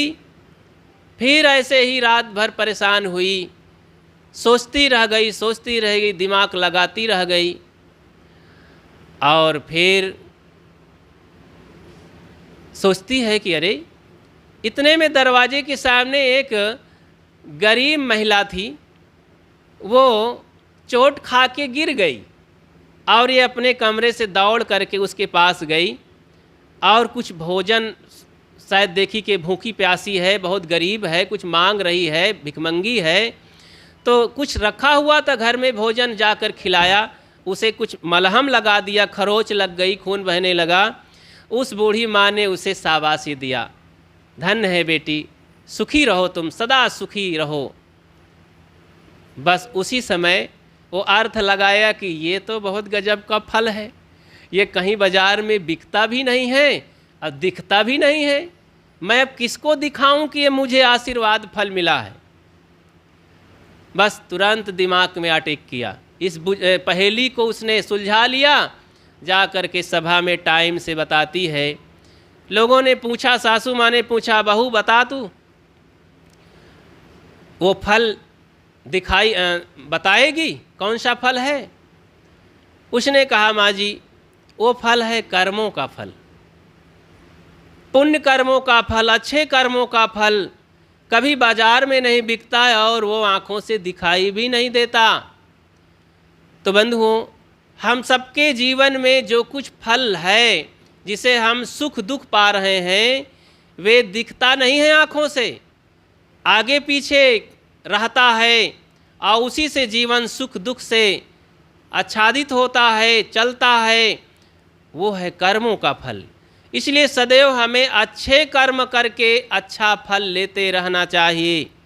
वो है समझ, उसे हम समझ बुद्धि से, विवेक की बुद्धि से देख सकते हैं, विवेक की आँखों से हम देख सकते हैं। इन चमड़ी की आँखों से वो फल दिखाई नहीं देता। कर्मों का फल है, पुण्य कर्मों का फल है सुख, और पाप कर्मों का फल है दुख। इसलिए हमें सदैव कर्म फल पर ध्यान देना चाहिए, सदैव अच्छे कर्मों में मेहनत करनी चाहिए। समाज की सेवा, दीन दुखियों की सेवा, बड़े बुजुर्गों की सेवा, लाचारों की सेवा, ये हमें प्रसन्नता देती है, शांति देती है, ताकत देती है, और प्रशंसा देती है, सम्मान देती है। इससे जीवन विकसित होता है। इसलिए हर आदमी को दयालु होना चाहिए। निर्दयी बन करके, अकड़ू बन करके, अहंकारी बन करके आदमी शांति लाभ नहीं ले सकता। कभी कभी अकड़ू सफल होता है, कभी कभी अहंकारी सफल होता है, वो भी देखने मात्र के लिए। लेकिन सरल, विनम्र, ज्ञानी पुरुष, समझदार, क्षमालु, दयालु, ये सदैव सफल होते हैं। अपने घर में सफल होते हैं, अपने माँ बाप, बच्चों के बीच में, पति पत्नी के बीच में क्षमा दया ही तो काम करती है। जो लोग अपने बच्चों में, माता पिता, भाई बंधु, पत्नी में, परिवार, मोहल्ले में हर समय अकड़ते रहते हैं, निर्दयता का व्यवहार करते हैं, उनसे कोई सुखी रहता है क्या? कोई मुस्कुराता हंसता है क्या?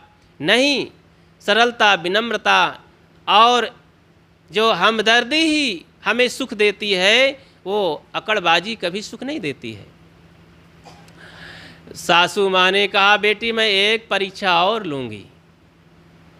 उसने कहा, एक परछाई है, 2 परछाई होती हैं, वो भी परछाई ही कही जाती हैं, लेकिन उसमें एक परछाई का अपना एक अस्तित्व होता है, बड़ा विलक्षणता होती है उसमें। अब वो कौन सी परछाई है? अब ये बड़ा विचित्र प्रश्न था, बहुत बड़ी पहेली थी। तो सोचते सोचते वो लड़की रात भर सोचती है और सुलझा नहीं पाती है। सवेरे भी उसका दिमाग काम नहीं कर रहा, समय बिल्कुल नज़दीक हो रहा है, समय आने वाला था, अब समाधान कुछ सूझ नहीं रहा था, बहुत उदास थी, दुखी थी। इतने में कहीं से आवाज़ आती है कि हाँ, मैं जानती हूँ इस पहेली का उदाहरण। अरे अपना पति एक परछाई है, मैं भी एक परछाई हूँ। किसी औरत ने अपने घर के बाहर से ऐसा सोचा, वो सुन ले गई, बस दिमाग में फिट कर लिया कि हाँ, ये दो परछाइयाँ हैं, पति पत्नी नर नारी, इनकी भी परछाई है ना, और हर नारी एक परछाई है, हर पुरुष एक परछाई है, दो परछाइयाँ हैं। लेकिन ये माताएं आदि शक्ति कही जाती हैं, इनकी परछाई एक अलग है, बड़ी विलक्षण होती है, इनमें बड़ी खूबियाँ होती हैं। ये आदि शक्ति और जगत माता कही जाती हैं, और नारी शक्ति कही जाती हैं। पुरुष शक्ति कोई कहता है क्या? पुरुष शक्ति अपने आप में वो शक्ति है, लेकिन नारी शक्ति सदा से दुर्गा, काली, शीतला, सीता, अनसुईया, इन नारियों को देखो कई कई भुजाएं बना बना करके पूजा गया। अगर इनमें कला आ गई तो कोई धनुष बाण चलाने के लिए, गदा तलवार तीर चलाने के लिए, और भी पहलवानी की तमाम जो सूरवीरता की बातें हैं, तो तमाम हाथों में बना बना करके कई भुजाओं वाला सिद्ध कर दिया गया। पुरुष में ऐसा कोई नहीं है ना। ब्रह्मा जी हैं, लेकिन वो बेचारे पुष्प पर अकेले जब से बैठे आज तक उठे का नाम नहीं लेन, उनके कोई पूजा पद्धति नहीं है। हम गए हैं तो वही चुप मुँह लटकाए बैठे, अगल बगल से रेवड़ी छिड़क देते तो चींटा, अब पानी बरस गया तो चिपचिक करत है। वो पुष्कर राजस्थान में पड़ता है, अजमेर में। तो ब्रह्मा जी की पूजा नहीं होती है, कई मूल 4 मूल बना दिया गया है, 3 ठो दिखात हैं, 1 पछुआ है, वो नहीं दिखात। तो नारी शक्ति, इसलिए नारियों को जागना चाहिए, नारियों में भी अपना इतिहास पढ़ना चाहिए कि हम नारी इतनी कमज़ोर नहीं। वैसे सदा से नारियों को हर तरह से प्रताड़ित किया गया, पुरुष प्रधान समाज उनको उठने नहीं दिया। आज उठ तो रही हैं, लेकिन संस्कारों के बिना, सत्संग के बिना वो आज भी बहुत पीछे हैं। भक्ति भजन में अभी हम जितना देखते हैं, देवियों में घबराहट, भूत प्रेत, जादू टोना टम्मर की भावनाएं जितनी भरी हैं, झाड़ फूंक, उपवास, व्रत की कला, उतना पुरुषों में नहीं है। हाँ, पुरुषों में अलग बहादुरी है। ये लोग बीड़ी, तमाकू, गुटखा, जहर खा खा करके बहादुरी दिखाते हैं। और ये पुरुष लोग, ये नारी शक्ति हैं, ये धागा गोड़े माँ, हाथे माँ, हियाँ गुल्ली डंडा, और यहाँ तबीज, वहाँ तबीज, रंग रोगन लेपन करे माँ, तमाम गहना वहना पहिरे में, दिखावे में, दिखावटी में परेशान है। अब भाई दिखावटी काम करे से का होई? कुछ रहनी भीतर से सुंदर बनना चाहिए, सद्गुणों से, कर्मों से सुंदर बनो। कर्म तुम्हारा अच्छा है तो किस्मत तुम्हारी दासी है, धर्म तुम्हारा अच्छा है तो घर में मथुरा काशी है, कर्म धर्म दोनों अच्छा तो जीवन बने अविनाशी है, कर्म धर्म दोनों खराब तो गले में यम की फांसी है। देखो कितनी सुंदर ये पंक्तियाँ हैं, इसको याद कर लेना चाहिए। तो अपने कर्मों को सुंदर बनाओ। कर्म प्रधान विश्व रच राखा, इस वाणी के आधार पर, इस पद के आधार पर अपने जीवन को हमें गढ़ लेना चाहिए, सुंदर बना लेना चाहिए, किसी के भरोसे नहीं। इसलिए माता बहनों से मेरा निवेदन है कि जरा मजबूत बने। नारियों में से वो नारियां हैं जिन्होंने साधना भजन करके देश को रास्ता दिखाया। वो नारियां हैं वीरांगना स्त्रियां, सैकड़ों साल पहले से उस माहौल में जब ब्राह्मणवाद और अंग्रेजवाद और मुसलमानवाद हावी था समाज पर, जब सती प्रथा थी और अशिक्षा प्रथा थी कि स्त्रियों शिक्षा कर लें तो बंटा ढार सत्यानाश, अगर इनके लिए कोई विद्या कलम वलम उठाए लें ही, और कहीं पति मर गया है अगर जिंदा रहें तब तो एक कोठरी में बंद कर दें और वहीं घुट घुट के मरें, कहीं बाहर निकल जाएं तो आप शकुन, सौभाग्यवती तो वही है जिसके पति है। और उस ज़माने में जब बाल विवाह था, जब 5 साल की लड़की, 4 साल की लड़की, 2 साल की लड़की की शादी हो जाती थी, अगर वो 5-6 साल की लड़की शादी हो गई, अभी गवना गई नहीं है लेकिन घर में उसका पति मर गया, तो संदेशा आया तो यहाँ होकर मुंडन कई के, मूड़ मुड़वाए के और एक विचित्र वेश बना के एक कोठरी में डाल दिया जाता था। कोनो काल कोठरी से कम नहीं होती थी, ऐसा वो जमाना था विधवाओं का। विधवा घुट घुट के उसी में मरती थी, उसकी माँ भी नहीं निकलने देती थी, दादी सब अभागिन कहते थे। अगर वह निकल जाए तो उसके घर में अन्य बहनों की शादी रुक जाती थी, अन्य भाइयों की शादी रुक जाती थी। वो गजब, कितना निर्दयता और गंदी प्रथा थी। और भी बहुत सारी प्रथाएं हैं, इतिहास पढ़ के जानो। और ये हकीकत में उस ज़माने में था, कितना घुटन का जीवन, कितना नरक का जीवन था। और सती प्रथा तो है ही कि लहास में जल जाओ, मजबूर होकर के उसे जलना पड़ता था, घसीट के आग में झोंक दिया जाता था। और कितनी और बुद्धि की बुद्धू औरतें तो सौभाग्य मान करके कूद जाती थी कि जब मेरा पति नहीं रह गया तो इस दुनिया में सब बेकार है। लगता है कोई वजूद ही नहीं स्त्री का होता था क्या, कोई जिंदगी नहीं होती थी, सब पुरुष के साथ समाप्त।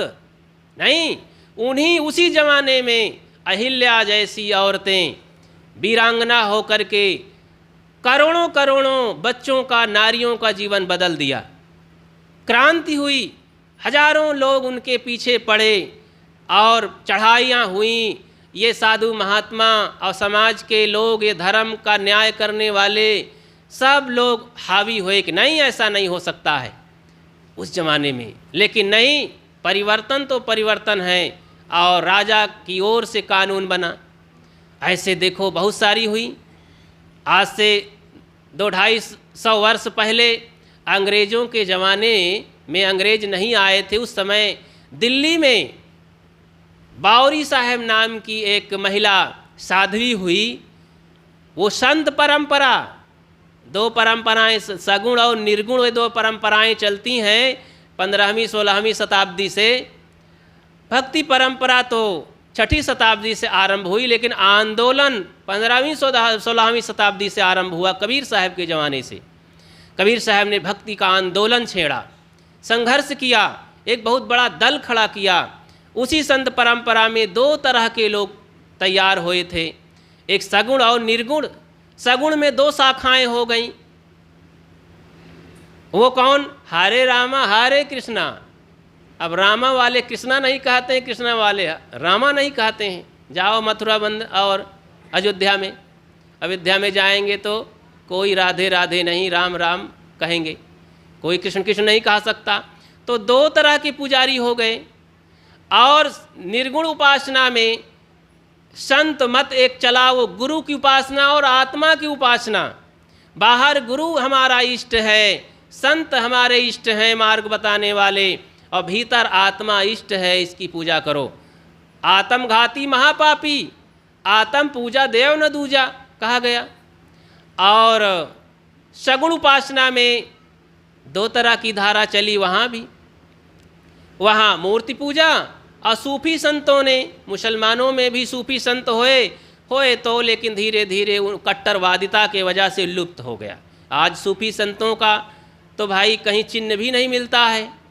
कोई शायद मुस्लिम में सूफी संत होते हों। पहले एक दल था, जैसे उसी दिल्ली में मंसूर नाम के सूफी संत थे, और उन्होंने कहा कि अनल हक, उन्होंने कहा कि मैं स्वयं खुदा हूँ। खुदा है नहीं, मुस्लिम शासक कहते थे नहीं खुदा है, पता नहीं कहाँ है, ढूंढते रहो। उन्होंने कहा नहीं नहीं, ये गलत बात है, भ्रम की बात है, खुदा हूँ, मैं स्वयं खुदा हूँ, ये जो बोल रहा है। पश्चिम में फ्रांस के महान दार्शनिक रेनी डेकार्ट ने इसी बात पर जोर देते हुए कहा था कि जो सोचने वाला है, I think therefore I am. उन्होंने इंग्लिश में बात कही, मैं सोचता हूँ, सोचने वाला हूँ, तो कौन है ये? आत्मा ही तो है, इसलिए यही तो है। इसके अलावा हाथ पैर आँख और ये मांस चाम खून तो सोचेगा नहीं। जो शरीर में रमा हुआ राम है, जिसे सदगुरु कबीर ने रमैया राम कहा, हृदय निवासी राम कहा, इसी को विष्णु, इसी को राम, इसी को भगवान, इसी को सारंगपाण, इसी को सच्चिदानंद भगवान कहा जाता है, इसी को ईश्वर और परमात्मा कहा जाता है। आत्मा ही परमात्मा है, इसलिए सब लोग इसे गांठ बांध लो, आत्मा से बढ़कर और कोई देवी देवता नहीं होता है। बाहर मानव जगत में देवी देवता पवित्र आत्मा हैं, जिसने अपने को साफ सुथरा कर लिया, विकारों को धुल लिया, गंदगी को दूर कर लिया, अपनी गंदी आदतों को ठीक ठाक कर लिया, शुद्ध जीवन जी रहा है, वही तो देवी देवता हैं। इन्हीं नर नारी, यही आदि शक्ति और नारी शक्तियों में जागने की ज़रूरत है। तो इस तरह से इन तीनों प्रश्नों को करके और उत्तर जब दिया वो लड़की ने, तो सफल एक संस्कारी बहू और वो एक गृह लक्ष्मी बन करके उभरती है और समाज में अपने घर में बहुत बड़ा काम करती है। तो वही नारी काम करती है, अपने घर परिवार को स्वर्ग बनाती है और जो समाज में एक नई कीर्ति स्थापित करती है, वो बुद्धिमती संस्कारी बहू होती है, जिसके अंदर विवेक जागृत हुआ, विवेक प्रकाश, जिसने अपने हृदय को विवेक से, जैसे अपने कमरे को प्रकाश से भरा था बहुत कम पैसे में, ऐसे ये नारियां जब जग जाती हैं ना, तो कितनी भी गरीबी में हों तब भी ये अपने धर्म को बचा करके अपने बच्चों को संस्कारी बनाती हैं और अपने पति के लिए एक सम्मान और वैभव का काम करती हैं और अपने घर को किसी प्रकार से अपमानित नहीं होने देती हैं, हर चीज़ की कीमत समझती हैं। और यही जब अपने पति के साथ में परछाई बन कर के खड़ी होती हैं, तो पति तब अपने मोक्ष में ताव देता है कि मेरी बड़ी भारी इज्जत है। अगर यही नारी शक्ति अपने को नहीं समझ पाती है, तो सब इज्जत गंवा करके घर को मिट्टी में मिला देती है और पति फिर सिर नीचे गड़ा करके चलता है, मुंह दिखा नहीं सकता है कभी।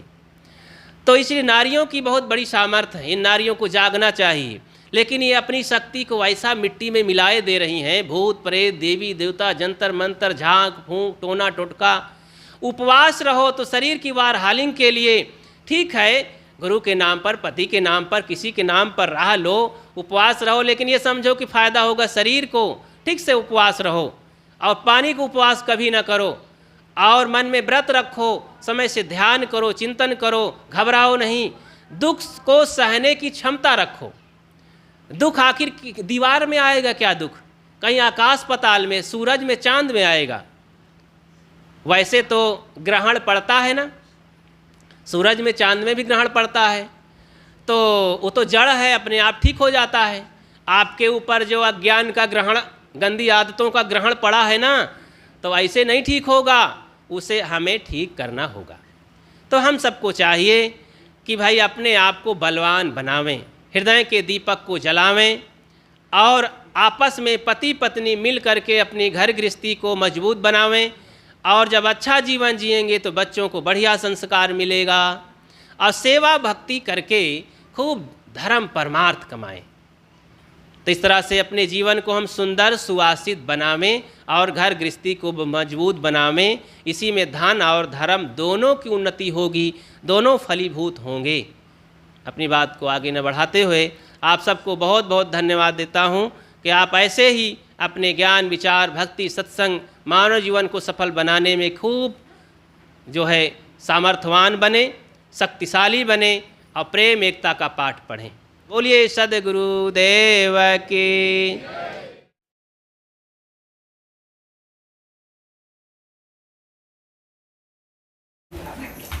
सद्गुरु कबीर साहब का एक बहुत मार्मिक भजन है। कैसे दिन कटी हैं जतन बताए जइयो, कैसे दिन कटी हैं जतन बताए जइयो, कैसे दिन कटी हैं।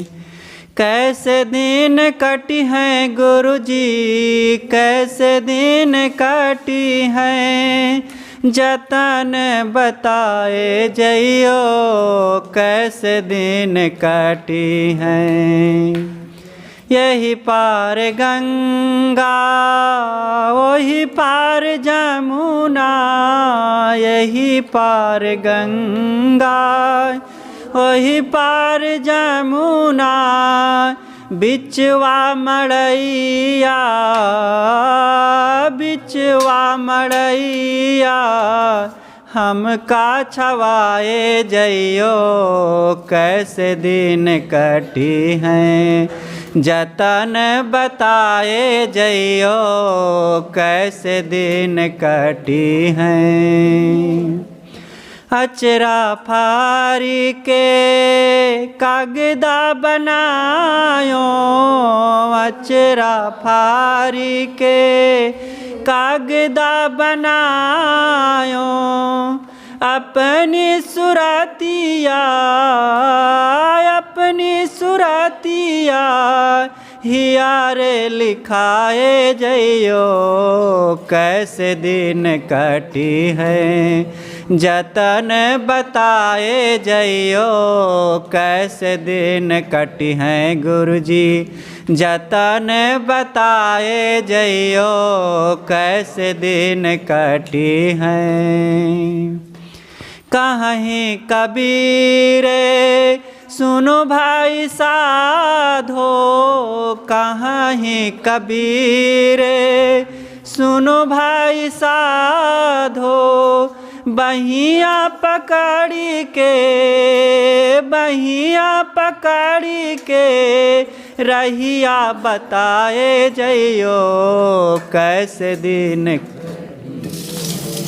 जतन बताए जइयो, कैसे दिन कटी हैं जतन बताए जइयो, कैसे दिन कटी हैं।